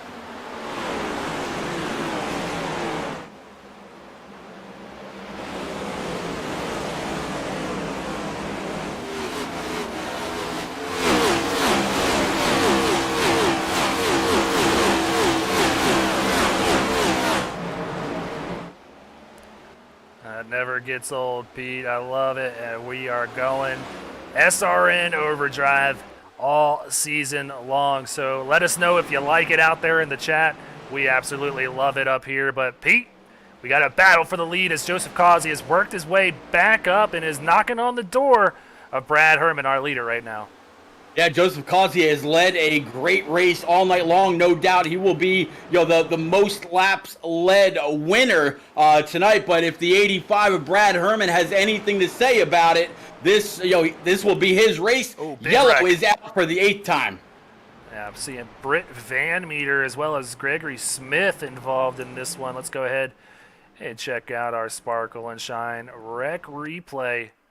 Figure out what happened. You said it, Pete. Cautions, breed cautions here at Short Tracks. Let's figure out what happened. Whoa. Britt just gets hit from behind. I believe that's Jeremiah Burke in the 4 car. Just sends the 27 and then nowhere for Justin Smith to go there. Let's take another look at that. I'm seeing more cars wrecking here. I don't know if I'd there be was kind of curious from the nose view of the car that was behind the 27, whether that was maybe a little bit of net code that sent the 27 like that, or if that was just difference of braking points, or what happened there. That was violent. Well, this is Jeremiah Burke, who was just behind him, so let's see. Yeah, just overdrove the turn into turn 3 and completely sent the 27 into the outside wall, but I'm getting a lot of crash indicators after the fact, too. They might have had something else happen out here. Here's Brian McAvoy.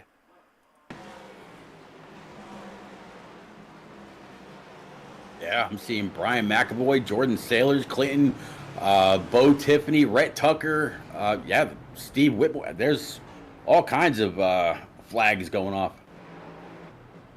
You see it there.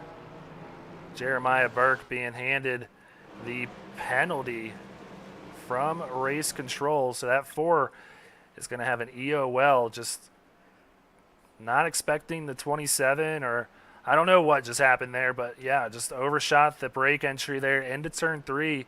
It completely shot Britt Van Meter into the outside wall. So tough break, as Britt is a new driver here on SRN this year and has been doing really well so far, but trying to get a good finish under his belt here at SRN. Not going to be the case tonight. All right, so Greg, we will be working lap 120 out of 175. So if everybody chose to come on down pit road right here, they'd be able to make it theoretically, the rest of the way if it went green. There aren't very many cars that are actually out of this race, so there's still a lot of points that people can make up. Do you come on down and really try to work the field with 4 brand new Eagle Feel Goods, or do you do what these guys are doing and stay out? I'm doing exactly what this man just did. He pitted the last caution before this one. His last time on pit road was lap 110. That's going to get this 94 to the end of this race for sure if it stays green. So watch for Ed Shearer to possibly run his way up from 17th to 1st if this thing stays green the whole way. That will absolutely be a great March. And I've watched Ed Shearer, race in a couple of different leagues. I've watched his Twitch. I've known this guy for a while. He's got the 5, but Timothy Latham to his outside. Both of these guys have fast cars. They're going to try to work from mid-pack, see if they can't get back up there one more time. They are all double file. Greg, we're going to go back green. Yes, we are. Our 9th restart of the night coming right here on lap 121 once we cross the stripe. Go ahead and take a look at Barney with the green flag in hand, ready to go. He's having a great time tonight, getting a lot of work up there in the flag stand. But we see the field coming around, and we are back green here on SRN. Silverback Tax Solutions. Green flag in the air. If you're looking to save some green, check out Silverback Tax Solutions for all your tax needs. I tell you what, that was a great start between both the 88 and the 85. Yellow's out one more time, 9th time tonight. I didn't even get a chance to take the green flag off the screen. We're back under yellow here, like Pete said, and I'm seeing Clint Castleberry involved. Bobby Anderson also involved. Let's go ahead and take a look at Clint Castleberry to see what happened. He's in that 12 car below Bo Tiffany. Just gets loose, overcorrects, comes up in front of the 79. 79 can't catch a break today. Almost comes down in front of McGonigal. Blinks out a little bit there, but I'm also seeing a few other cars that were registering as crashed. Bobby Anderson, one of those, running that sweet Ukraine paint scheme out there tonight. Let's see what happened to him. Oh, he gets a little help from the 94 there. The 87 and Nathan Rogie also getting a little involved, and yeah, I just can't save it. So yeah, we just saw that. Ed Shearer now getting the penalty from race control. Just talked about him being a potential, benefactor of pitting on that second to last caution. Now going to have to go to the end of the longest line and really have his hands full, as we're going to take this green with about 48 laps to go. Yeah, 48 short laps after what's been a pretty action-packed night. Whether it's been in the front, whether it's as we've gone through the field, or here in the back with a couple of back-to-back cautions.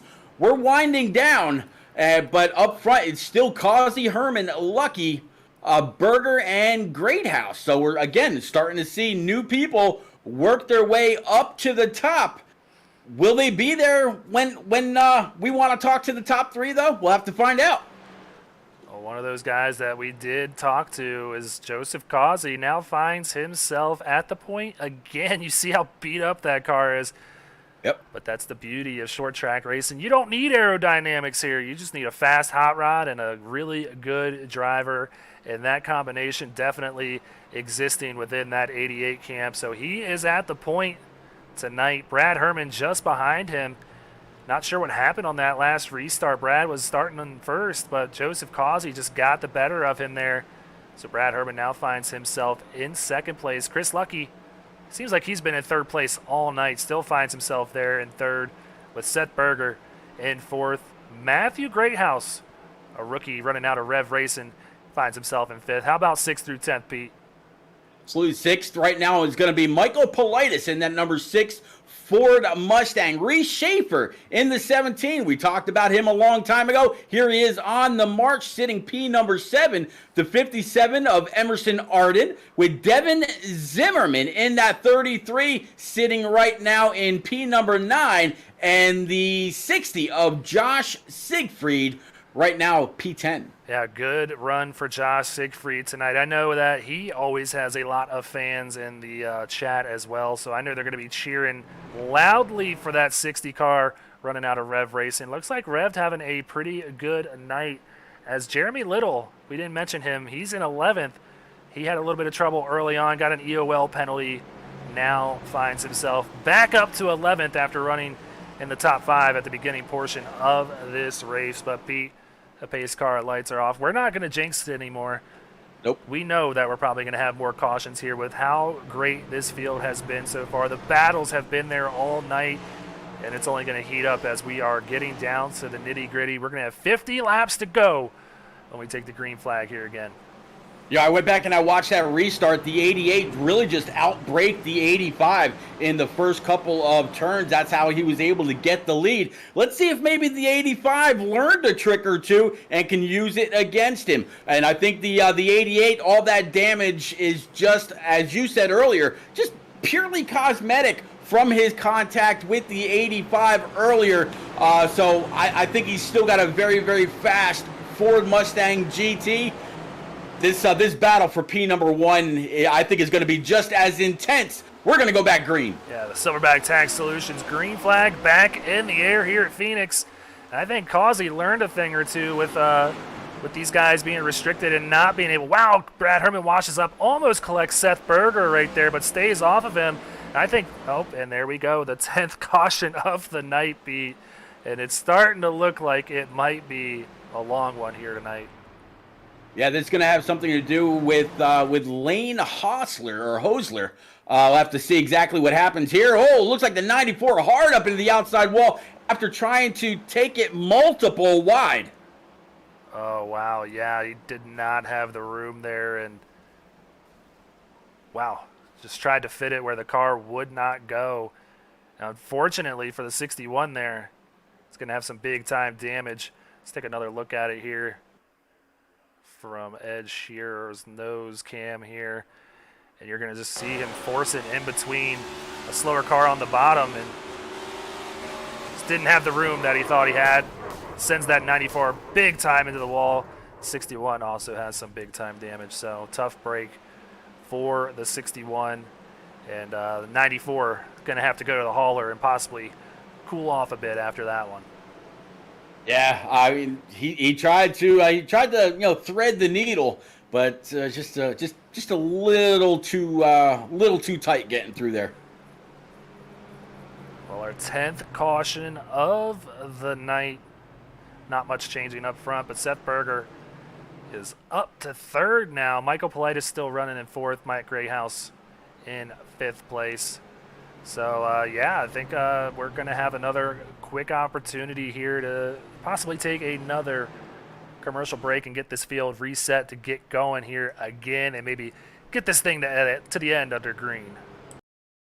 Silverback Tax Solutions specializes in dealing with IRS tax problems. If you are receiving threatening letters from the IRS, or if the IRS has placed liens or levies on your property, Silverback Tax Solutions can help you find relief. We have worked with hundreds of people to resolve their tax problems. If you're behind on filing your taxes, it's never too late to get on the right track. Silverback Tax Solutions can help with that also. Don't let another night go by where you lose sleep worrying about the IRS or your taxes. Head over to www.silverbacttax.com or call 662-996-4357 and contact an enrolled agent today. We can help you gain peace of mind and deal with those problems for you.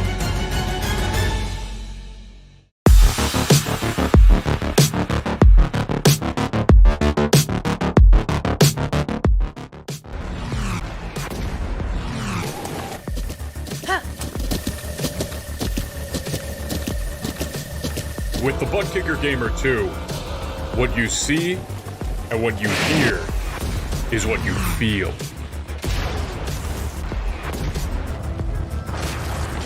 Butt Kicker.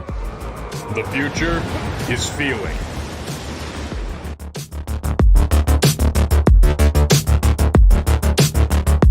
Want to be a part of an established league on iRacing? A league that's competitive, fun, and above all fair? Look no further than Speed Racing Network.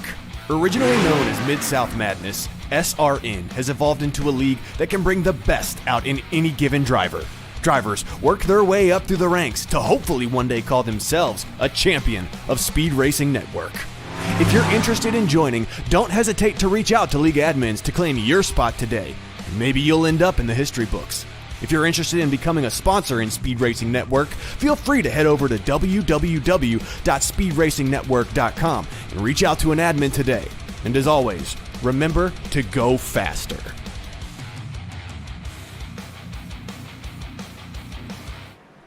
All right, getting ready to get this thing back underway. And yeah, you're seeing what we're seeing.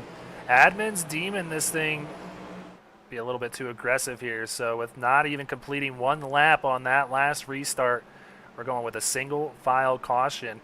And Race Control also deeming that last incident to be netcode on the 94. So a bit of a surprise up here, but no penalties being given out there for that one. So Pete, let's get this thing going again as we are back underway with the Silverback Tax Solutions green flag. Absolutely no question as to when the leader's going to go here, but the 88 again with a great jump. Now a battle between the 24 getting to the inside of the 85. That's going to bring the 6 and the 46 up to play as well. Emerson Arden sitting back there in P number 6, and Reese Schaefer, a guy that we've mentioned a couple times right now, sitting in lucky P number 7. But that battle for P2 is very, very tight. Yeah, Brad Herman able to clear Seth Berger by using the power on that high line, getting the momentum with all that extra space on the top of the track there. So the 85 sets his sights on this 88 car. We'll see if he's able to run him down, but he's going to have a hard time doing it as Kazi has proven to have the car to beat tonight, running out in first at the moment. But yeah, you mentioned Reese Schaefer. Want to give him another quick shout out because he just continues to climb out there now up 31 positions after starting 38th tonight, runs in 7th so far.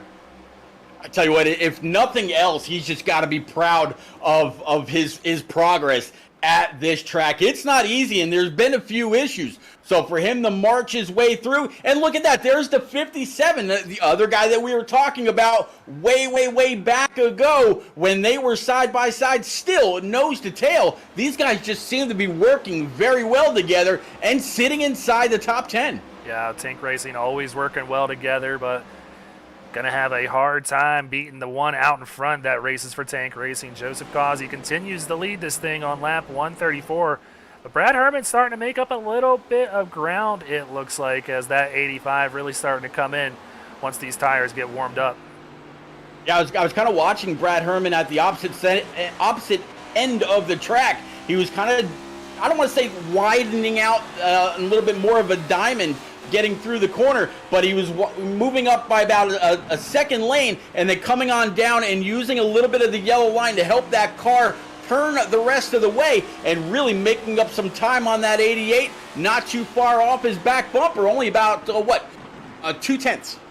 Yeah, I think that these two cars are kind of better in opposite ends of the track. I think that Brad Herman is better at 1 and 2, and Joseph Causey really good through 3 and 4, wrapping that bottom line. But you said it right here. You're going to see it right here. Brad using about a lane higher, and I think Causey's starting to notice that and the gap that he's starting to close on him when he does that. So Causey moving up a little bit that time. But, yeah, you're just going to see this 88 really get down to that bottom line and wrap this 3 and 4 really well and get the speed off. Yeah, 88 getting a great launch off of the corner up towards the wall, coming across the start stripe. He's really straightening out or flattening out the curves to make it through there with max speed, max time, and max momentum. As you see the 88 move up just a little bit, that's going to allow the 85 to continue to close. These guys getting a little bit of separation now back to the 24 at Seth Berger.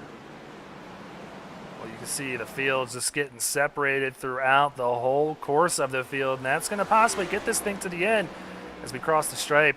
With 38 laps to go in this thing, getting to that point where we need to go faster, Pete, and get this thing in victory lane.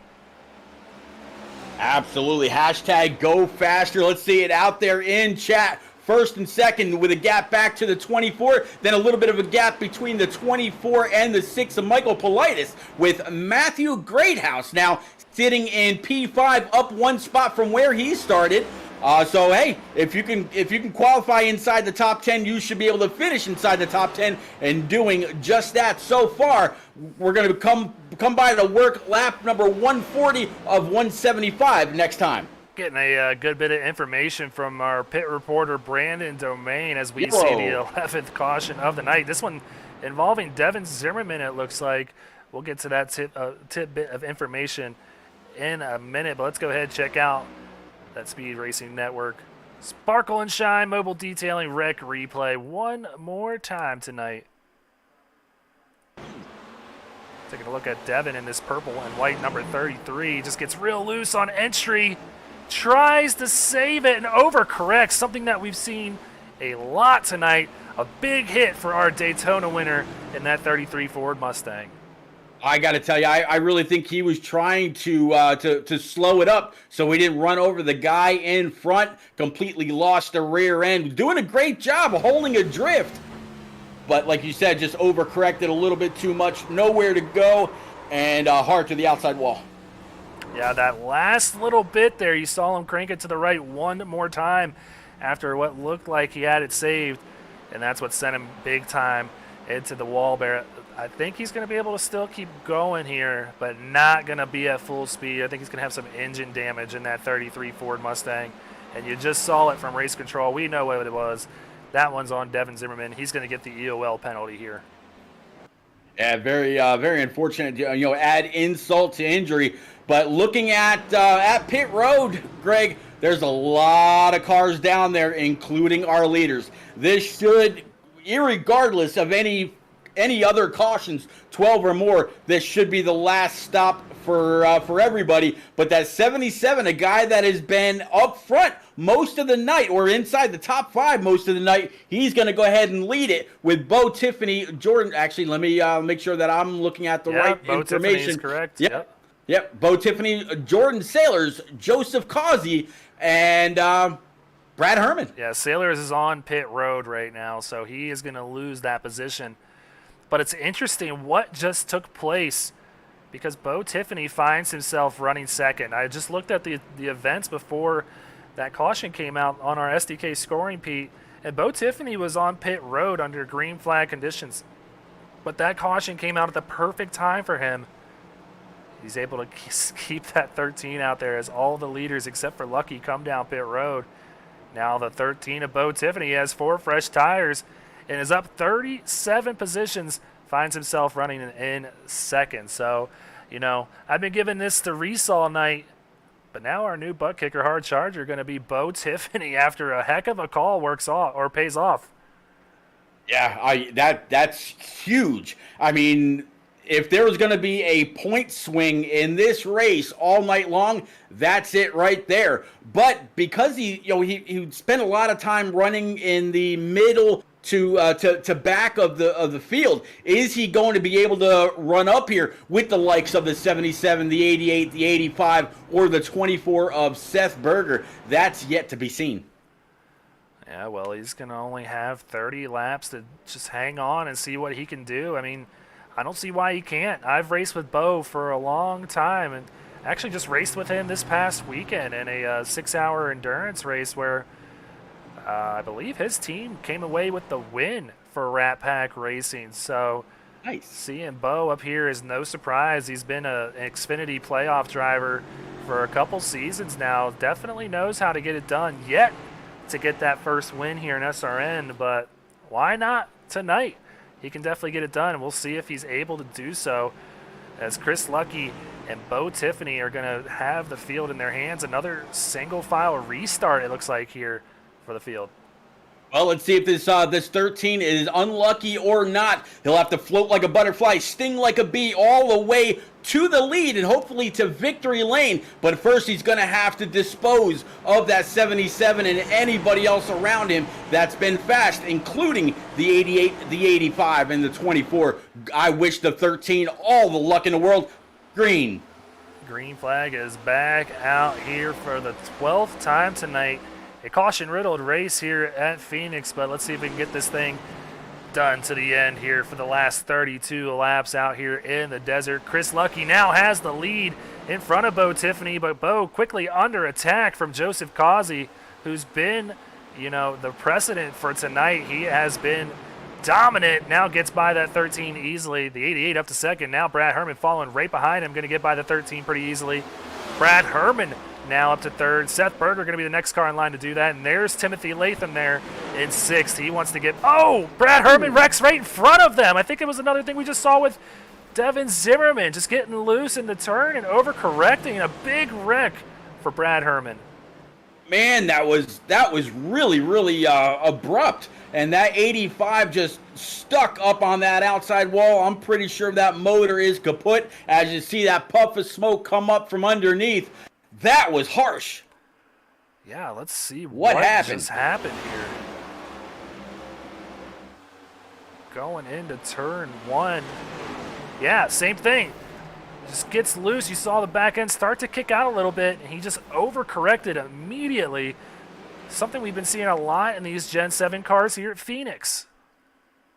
Wow, that just completely broke and sent him straight to the outside wall.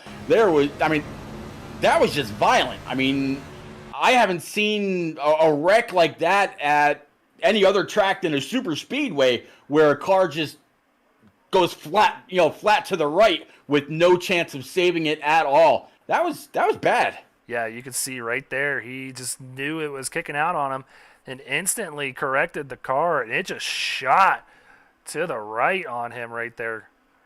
That was wild. I want to take another vantage point of that from our far chase cam here. See Race Control putting that one on the 85. We knew that was going to be the case. Another single file restart. I think we might see single file restarts here to the end of this thing with how just crazy these restarts have been. But yeah, you're going to see it start to step out on him right there, and he senses it, turns the wheel to the right. It doesn't even get that far out on him, and that thing just shoots up and just destroys that 85. And unfortunately, the 13 of Bo Tiffany as well. Latham getting by unscathed. Politis involved. Greathouse involved in the 46 as well. Some really good race cars, and Schaefer getting by the skin of his teeth. Scott Kalal, wow, that was the car we saw on his lid there. Let's see if we can go ahead and take a look at that from his perspective. Man, if I'm not mistaken, Brad Herman, he runs these races with quite a bit of force feedback. That had to completely rip the wheel out of his hands. I actually hope he's all right in real life, man. That was violent. Yeah, you see it happening up here in front of Scott. Just almost gets by and clips the back end of that E5 and goes for a little spin on his lid. I think he's going to still have, yeah, he still has all the power in his engine as we see the revs at 2,000 RPMs. Yep. So the power's still there in that car. But, man, probably rattled after that. A little disappointed, too. He was running really well in this race. Now finds himself back in 27th place. Gosh, Pete, this is crazy. Yeah, I mean there's been a couple of wrecks tonight that have absolutely surprised me at how violent they were. I got to say that last one had to take the cake though. But how about this now? This number 77 of Chris Lucky leading the field around. The pace car lights still lit. Joseph Causey in that 88. He's really been able to throw that GT Mustang into the corners and make up some time. Seth Berger in the 24. Timothy Latham, your pick for the night, able to rebound nicely, sitting here in P number 4, and Michael Politis in that number 6, P number 5. Greg, 149 next time by, working lap 150, 25 laps to go. Aggression has really been on tap. What do you see in that crystal ball of yours? Well, P, that's if I knew that, I'd make a lot more money. But we're getting ready to go back to green here. I think it's going to be hard for anybody to get by this 77. It is completely clean. It's one of the few cars out there that hasn't been involved in an incident here tonight, so it's going to be tough, especially with these single file restarts and 26 laps to go once we cross the stripe this time for anybody to get by. But the Silverback Tax Solutions green flag is back out again here tonight. Let's see if we can get this thing to the end and get ourselves a winner here at Phoenix. 24 absolutely shoved that 88 as hard as he could, and you got to really watch this 88. He's been throwing that Mustang hard into the corners and making up all kinds of time. Now the 5 of Timothy Latham able to work up into P number 3. Yellow one more time. Unlucky 13th flies. Oh boy, Pete, this is looks like this is going to have something to do with Corey Saucier and Bo Tiffany. Yeah, let's go ahead and take a look at Corey Saucier here. We like to call him the Sauce, by the way, Pete. All right, Devin Zimmerman getting a little turn there from Bo. Bo coming up into Saucier, nowhere for Saucier to go. Let's go ahead, ride on board with the nose cam of Corey Saucier to see exactly what he saw happening in front of him. See 13 down there with Devin Zimmerman. 13 just sends it in a little too hot, comes up in front of Saucier. Nowhere for this 3-car to go for Rat Pack Racing. Tough break for Corey here tonight. Yeah, you saw the front right on that 13 completely locked up. He was trying not to wash up to that outside line. Just carried too much speed, too much momentum. Nowhere for him to go at all. Yeah, not sure if there was just some anger and frustration here between these two drivers. This is what it looked like to me, but that's my unprofessional opinion from up here in the booth. You know, I don't race these things anymore, but if I was a race car driver, to me, that looked like some aggression being taken out between the 13 and the 33. And unfortunately, you know, you see right there, Bo Tiffany is also part of Rat Pack Racing. He just really hurt the night of another teammate there. So 2 Rat Pack cars really hurting after that one. Oh, Greg, you got to kind of think too. These guys, they've been out here 24 laps to go, and it's 13th. Their 13th caution. They've got to have a bit of they have to maintain their patience for these last less than now 25 laps to go. They can't let their their mood or their aggression. They all want to get this over and done with too, but they've got to maintain their composure inside these cars and just let this play out. There you go, race control determining that caution on Bo Tiffany. We kind of assumed that.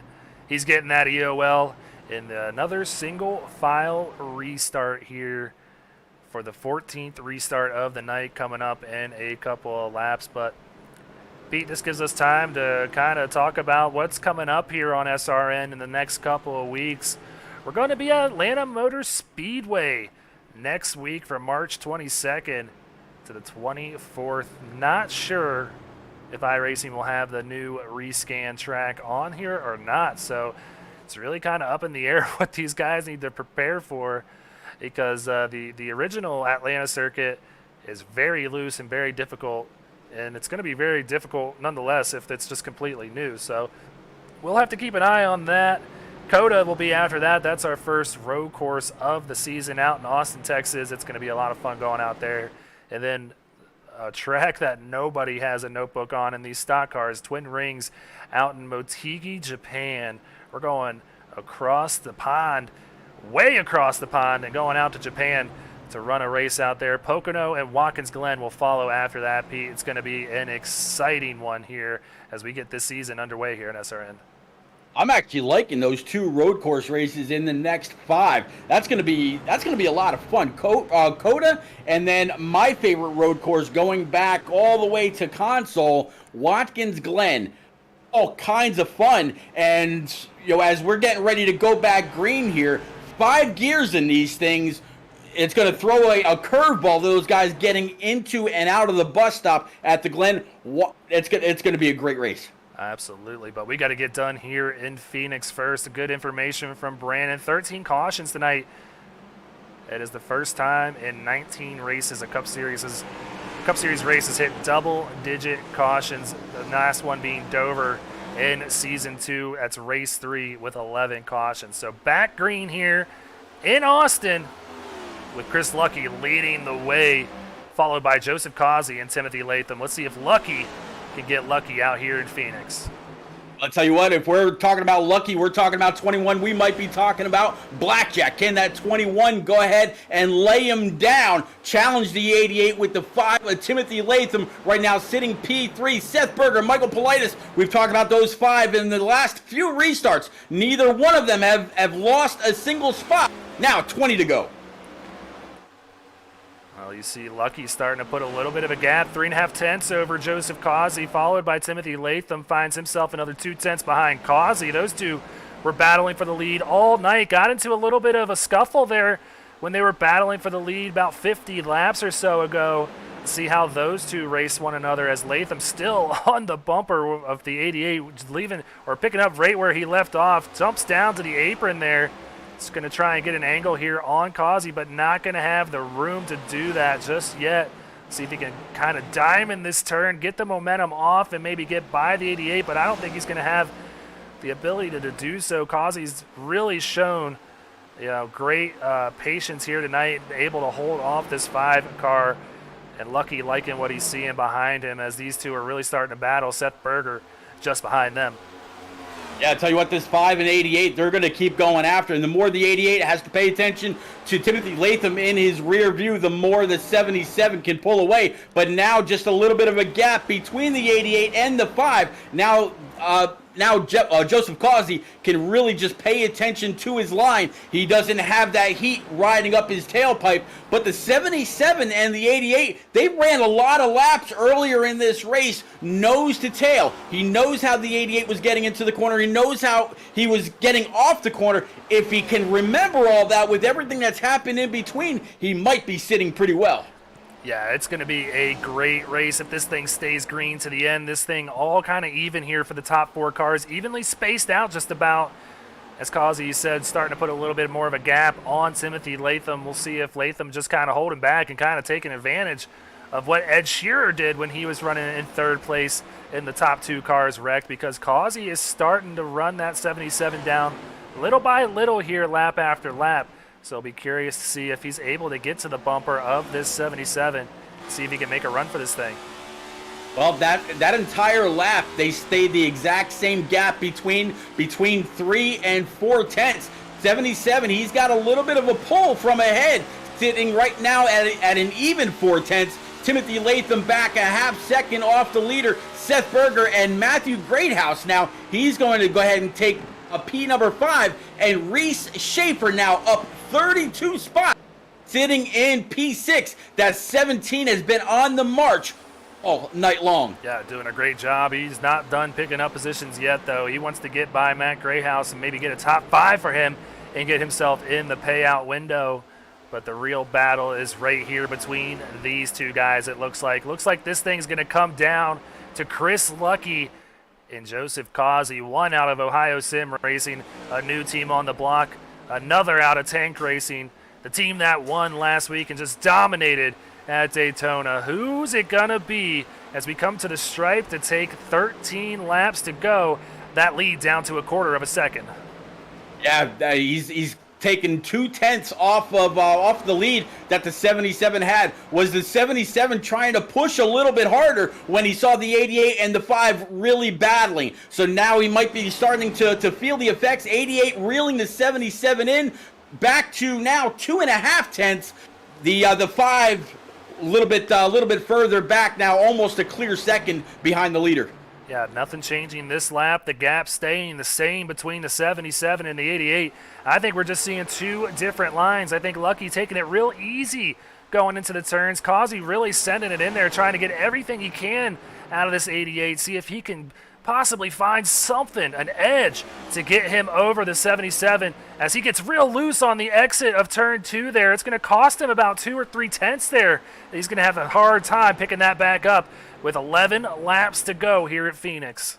Yeah, he was really trying to push hard, got a little too low, got that left front below the yellow line, got a little squirrely, had to check up, and now you see that difference. 77, he's been maintaining his line, doing everything that he's got to do, keeping it above the yellow, not getting too far down, really working that diamond just a little bit. Now your top 4, well, about evenly spaced. Yeah, certainly more tire for Joseph Causey too, but not really hindering Chris Lucky. A 13-lap difference and when they pitted, but you got to keep in mind too, a lot of those laps were run under yellow, so about even tires here, and it's proven to be just that as we have 10 laps to go here in the desert.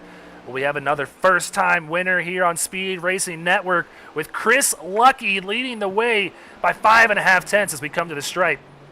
Greg, I got to ask you, since now we're under 10 laps to go, what is the overtime rule if that should happen to play out? Oh, we have 3 chances at a green-white checker here on SRN, but Pete, we're not going to need that. We're going to finish this thing in the regulation time, and we're going to figure out who's going to win this thing on about a 25-lap green flag run, because I have faith in my boys, Pete.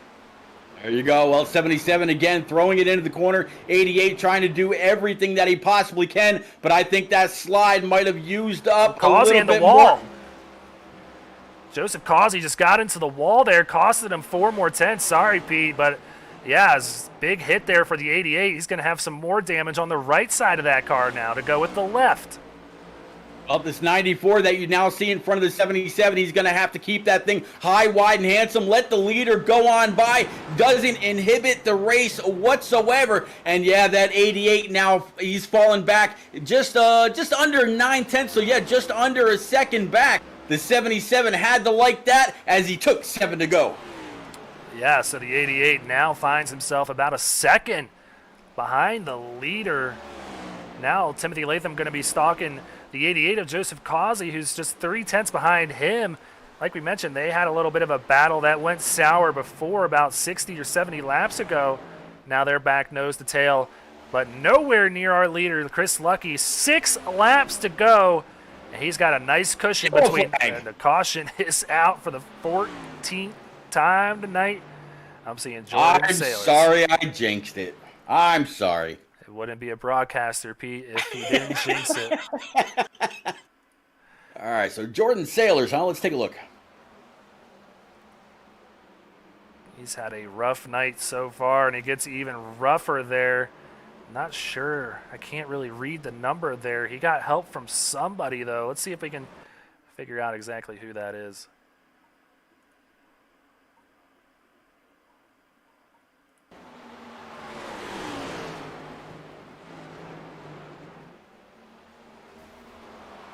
I believe it's Doc Holliday.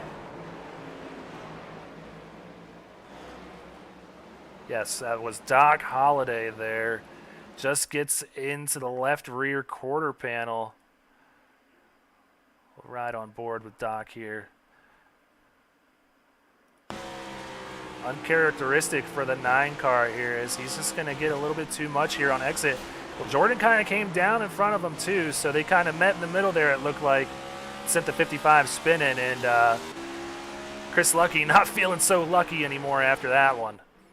No, not at all. It's going to be interesting to see what the admins call for that one. Was it just a racing incident, no penalties, or we'll have to see. But when these guys come across that start stripe, Greg, it will be the first attempt at a green-white checker, I believe, because right now it's showing 4 to go with the pace lights on that car still lit. Yeah, I think you're exactly right. I think we are going to have a little bit of a first overtime here. Yeah, see it there. 55 came down into Doc Holliday. So once we took that on board with Doc, we really got the full picture of what happened.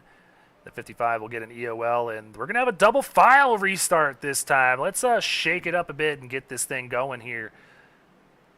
I think, wow, we're not in Las Vegas. These admins absolutely gambling with what could be a phenomenal restart. But you know what? I'm glad they're doing it. They're not going to allow this 77 just to jump on that throttle and try to pull away. The 88, he's going to have to be on his game, really listening. Or if he's got a spotter up in the stands, get that spotter, say, hey, listen to that 77.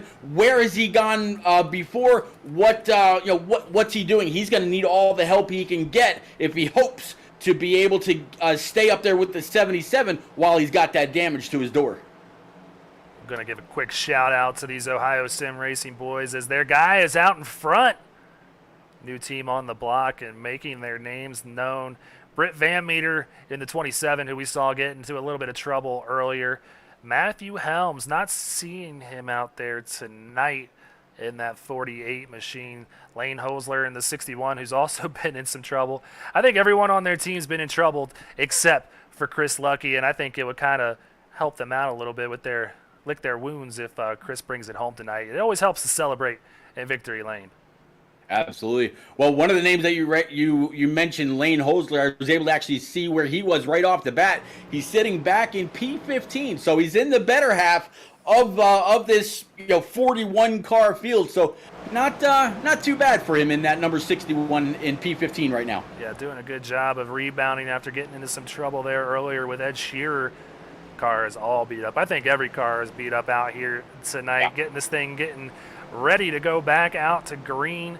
And Pete, we've tied the second most cautions for a Cup Series race in SRN history with 14 cautions, that being Bristol in Season 1 that they've tied it with. We're not going to come anywhere near the record, Pete. I don't even know if I should mention the record to you.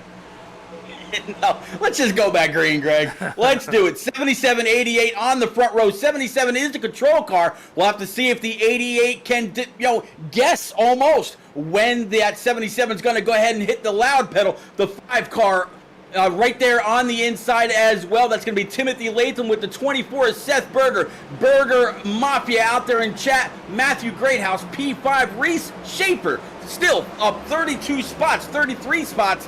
On the night, here we go. Silverback Tax Solutions, green flag in the air. I was really surprised to see Lucky take the inside, but he proves me wrong. Gets a good jump on Joseph Causey, as this is the first attempt at a green-white checker. If we come back to the stripe this time, it's going to put that white flag in the air, Pete, and that is going to make this thing official. Next flag will end it. White flag is in the air. See if Chris Lucky can bring it home. As you said, the next flag ends it. 5 trying to dive on down low. He might have position. He's got a fender. He's got the door. Here they are, battle for P2. They're going to touch just a little bit. Can they maintain their cars? Greg, going down the backstretch. It doesn't matter because the race is over up front. Chris Lucky goes down into turn 3, sees the checkered flag in Barney's hand, and Chris Lucky gets his first win in Speed Racing Network in just his second start.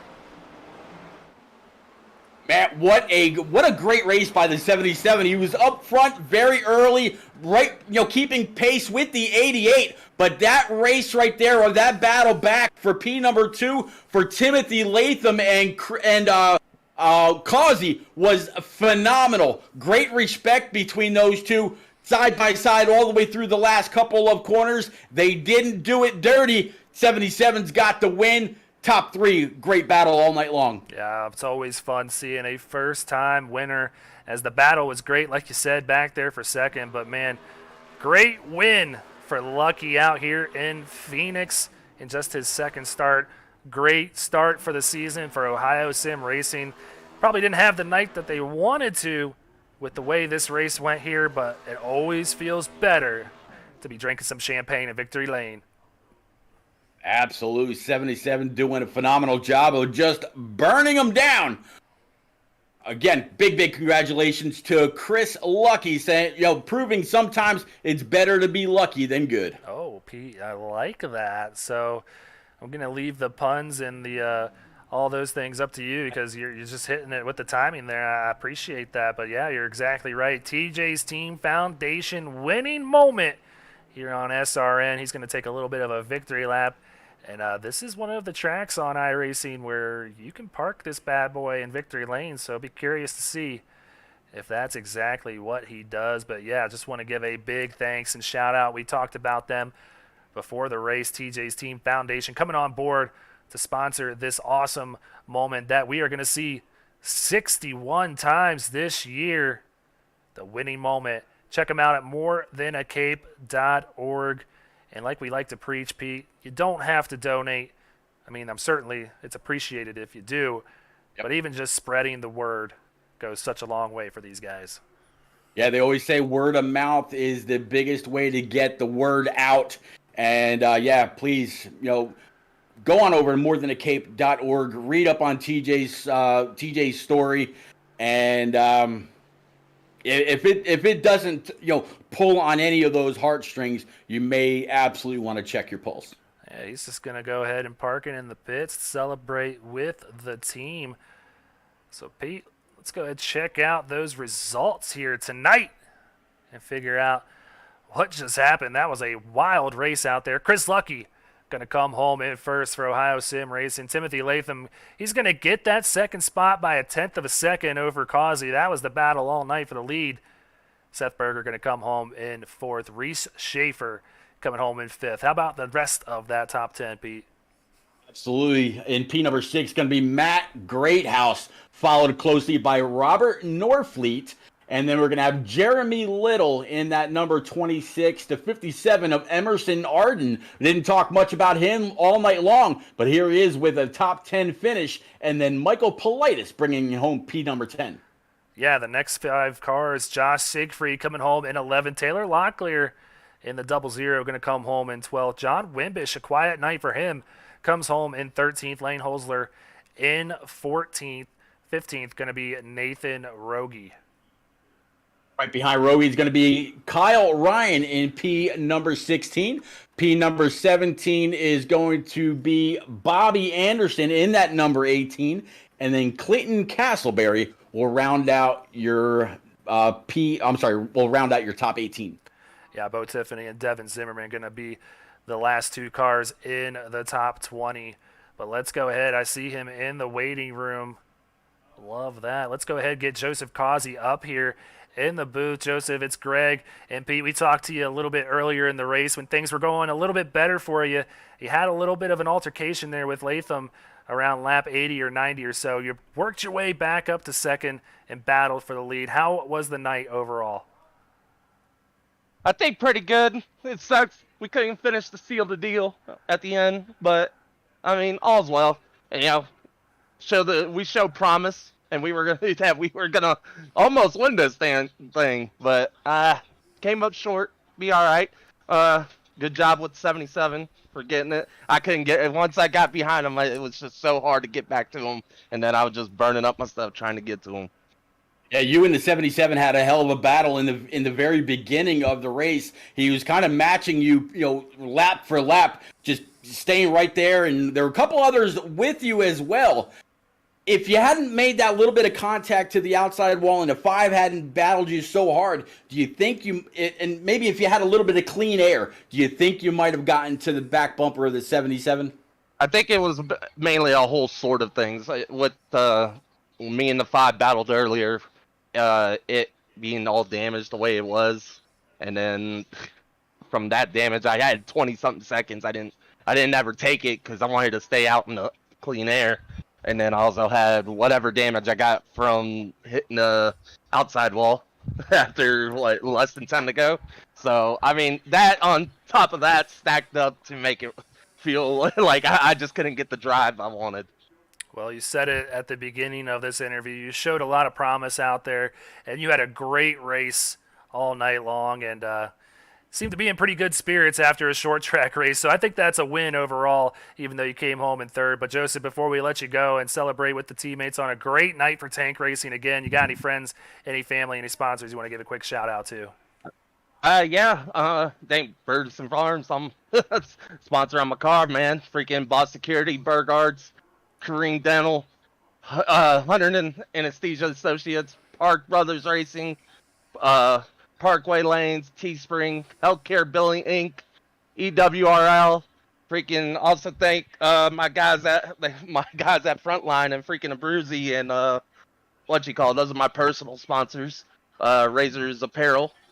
And my spotter Miz and all my teammates that were there, man. Freaking, we all try to help each other as much as we can. And thank the broadcast, putting on a good show. Probably go back and watch this one. All right, man. Definitely do just that. And let us know how you liked it, man. I think everybody out there in chat loved the battle between you guys all night long.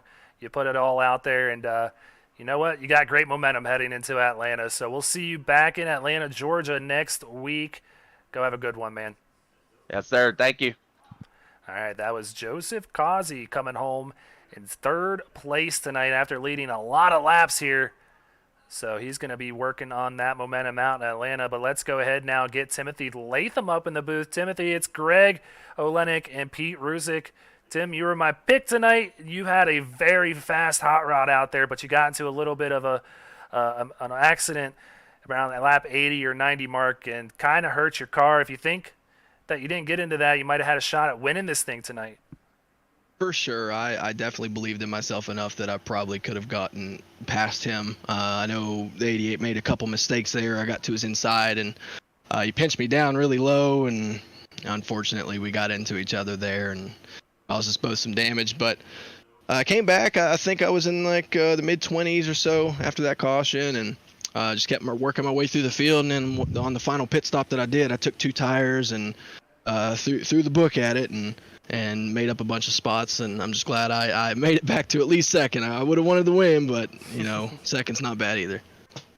Well, Timothy, I got to tell you, it was hard fought battle all night long. You ended up with an EOL. You charged your way up through the field as an insider for Raise Energy. I'm glad to see this top 2. We're going to Atlanta Motor Speedway next week.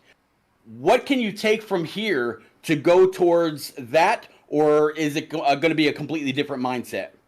It's definitely going to be completely different. These cars, even though they do have off throttle time pretty much everywhere, it's going to be a completely different thing. These mile and a halves are still pretty crazy. That you'll pack up for quite a bit still. So it is a different mindset. But we're just gonna go into it with the same thoughts. We're gonna try to win the race as we try to do every week. I wish you luck, buddy. All right, right, appreciate it. Timothy. But before we let you go, it's been a little while since you used to be up here all the time, and it's been a little while since you've been up here in the booth. You got any friends, any family, any sponsors you want to give a quick shout out to? Yeah, of course. Pete mentioned earlier, you got Raise Energy on the car. I'm so thankful that they allow me to do this kind of thing and, have them on the car, get them some airtime. I want to thank Gear Up Motorsports and Gear Up, the clothing line, for giving me the sponsorship opportunity as well. And hopefully I can give everybody some more airtime from now on. I certainly expect you to do just that. You had a great run out there tonight. We'll see you out there in Atlanta. Go have fun celebrating this runner-up finish tonight, man. All right, see you guys. All right, Pete. Well, that was our runner-up here tonight. Timothy Latham brings that 5 Raise Energy Chevrolet in second place. So let's go ahead, get to the winner here, Chris. It is Greg Olenek and Pete Ruzick up here in the broadcast booth. You're the big winner here tonight in your second start, your first win here in Speed Racing Network. Now, I've run with you in Ohio Sim Racing quite a bit. You've put on a clinic over there. Are we going to see the same thing over here? Is this just a foreshadowing of what's to come? I'd like to think so, but these guys are pretty quick. The 5, the 88. Got to think if they didn't get into that wreck early and have some damage, they probably would have been 1-2. So I just wanted to keep a clean car, stay out of trouble, keep myself in position late, and use some pit strategy there, and just kind of got lucky there at the end. Chris, you and the 88, when you're talking about him and the 5, you guys were pretty much matching lap for lap as the early laps, started to really click off after that first early caution. You didn't have to be lucky tonight because that 77 was just that good. In the closing laps, when you were able to get a little bit of a gap on the 88, were you able to breathe a sigh of relief, or did you really have to continue to hit your marks to kind of buckle down towards the checkers? It's pretty easy at that point. You just gotta not look in the mirror, hit your marks. Just look out the windshield. I'm shocked that he didn't catch me because I had about 6 or 7 laps on my tires, and I thought that was going to be a little bit of a disadvantage, but I was actually pulling him, and it's probably because of the damage he had. So, yeah, I was hoping it was going to stay green. I didn't want to have to do the green-white checkered business, but it all worked out. Certainly did. You parked that thing in victory lane here tonight, but Chris, before we let you go and celebrate with your Ohio Sim Racing teammates, you got any friends, any family, any sponsors you want to give a quick shout-out to? Absolutely. Thank my wife, Jenny, and my daughter, Avery, for letting me do this 3 nights a week. Thank my OSR teammates. Thank my brother. He's practiced with me here a lot this week. Thank God nothing's possible without him. And thank you guys for putting the league together, doing the broadcast. And tonight was all about gaining respect from the new competition. I haven't run with a lot of these guys, so hopefully they know they can trust me now not to do something stupid, and we'll move forward. Hopefully I can live in the top 5 here. I think you certainly did just that. One of the few cars that was clean after this race tonight. So congratulations once again, Chris. I'm super excited to see you and the rest of your teammates just proven out to be great drivers here in Speed Racing Network. Looking forward to seeing what you can do in Atlanta next week. Go have fun celebrating with the friends and family, man. All right, Greg, Pete, thanks. I appreciate it. Yep, take care. Yep. All right, Pete. Well, it took a little while, but we got it done, and we're done here at Phoenix for the Cup Series race. What's your takeaway? What are we thinking? I'm thinking that these Gen 7 these cars were a handful for a lot of guys here tonight for the SRN Cup Series. It's going to be interesting to see what the Truck and Xfinity series are going to be like over the next couple of nights. I'm going to have to tune in and see if it's going to be more green flag, or if we're going to have some issues there as well. The trucks, they seem to be a little bit more stable. Xfinity, they seem to have a little bit more play in the rear end as well. Greg, it's going to be. It was a lot of fun tonight. We saw a few extra yellows than we might have needed to see, but it's going to be a great week to watch. Absolutely, everybody loves Phoenix, and it's going to happen from the time to time, especially when we come to short tracks, and Phoenix being one of those. It's going to be caution riddled sometimes. But nonetheless, it was an awesome race. We had battles all over the place, but mainly up front, which is what we want to see. It wasn't a stink fest of just one person putting on a clinic. We had people contending for that front spot all night long. And Pete, I think we're going to see a lot of the same tomorrow when we get out there for the truck series. So yeah, please come back tomorrow if you liked what you saw tonight. Same time, we'll be hitting the airwaves at 9:15 p.m. Eastern time, and the same for Thursday as well for the Xfinity Series race. So I appreciate each and every one of you out there for tuning in. If you liked what you saw, please hit the like button and also subscribe and hit the little bell so you know when we go live and you won't miss a bit of the action here on Speed Racing Network. But for myself, Pete, and everybody else behind the scenes, that's going to be it for tonight. We wish you guys a good night, and always remember to go faster.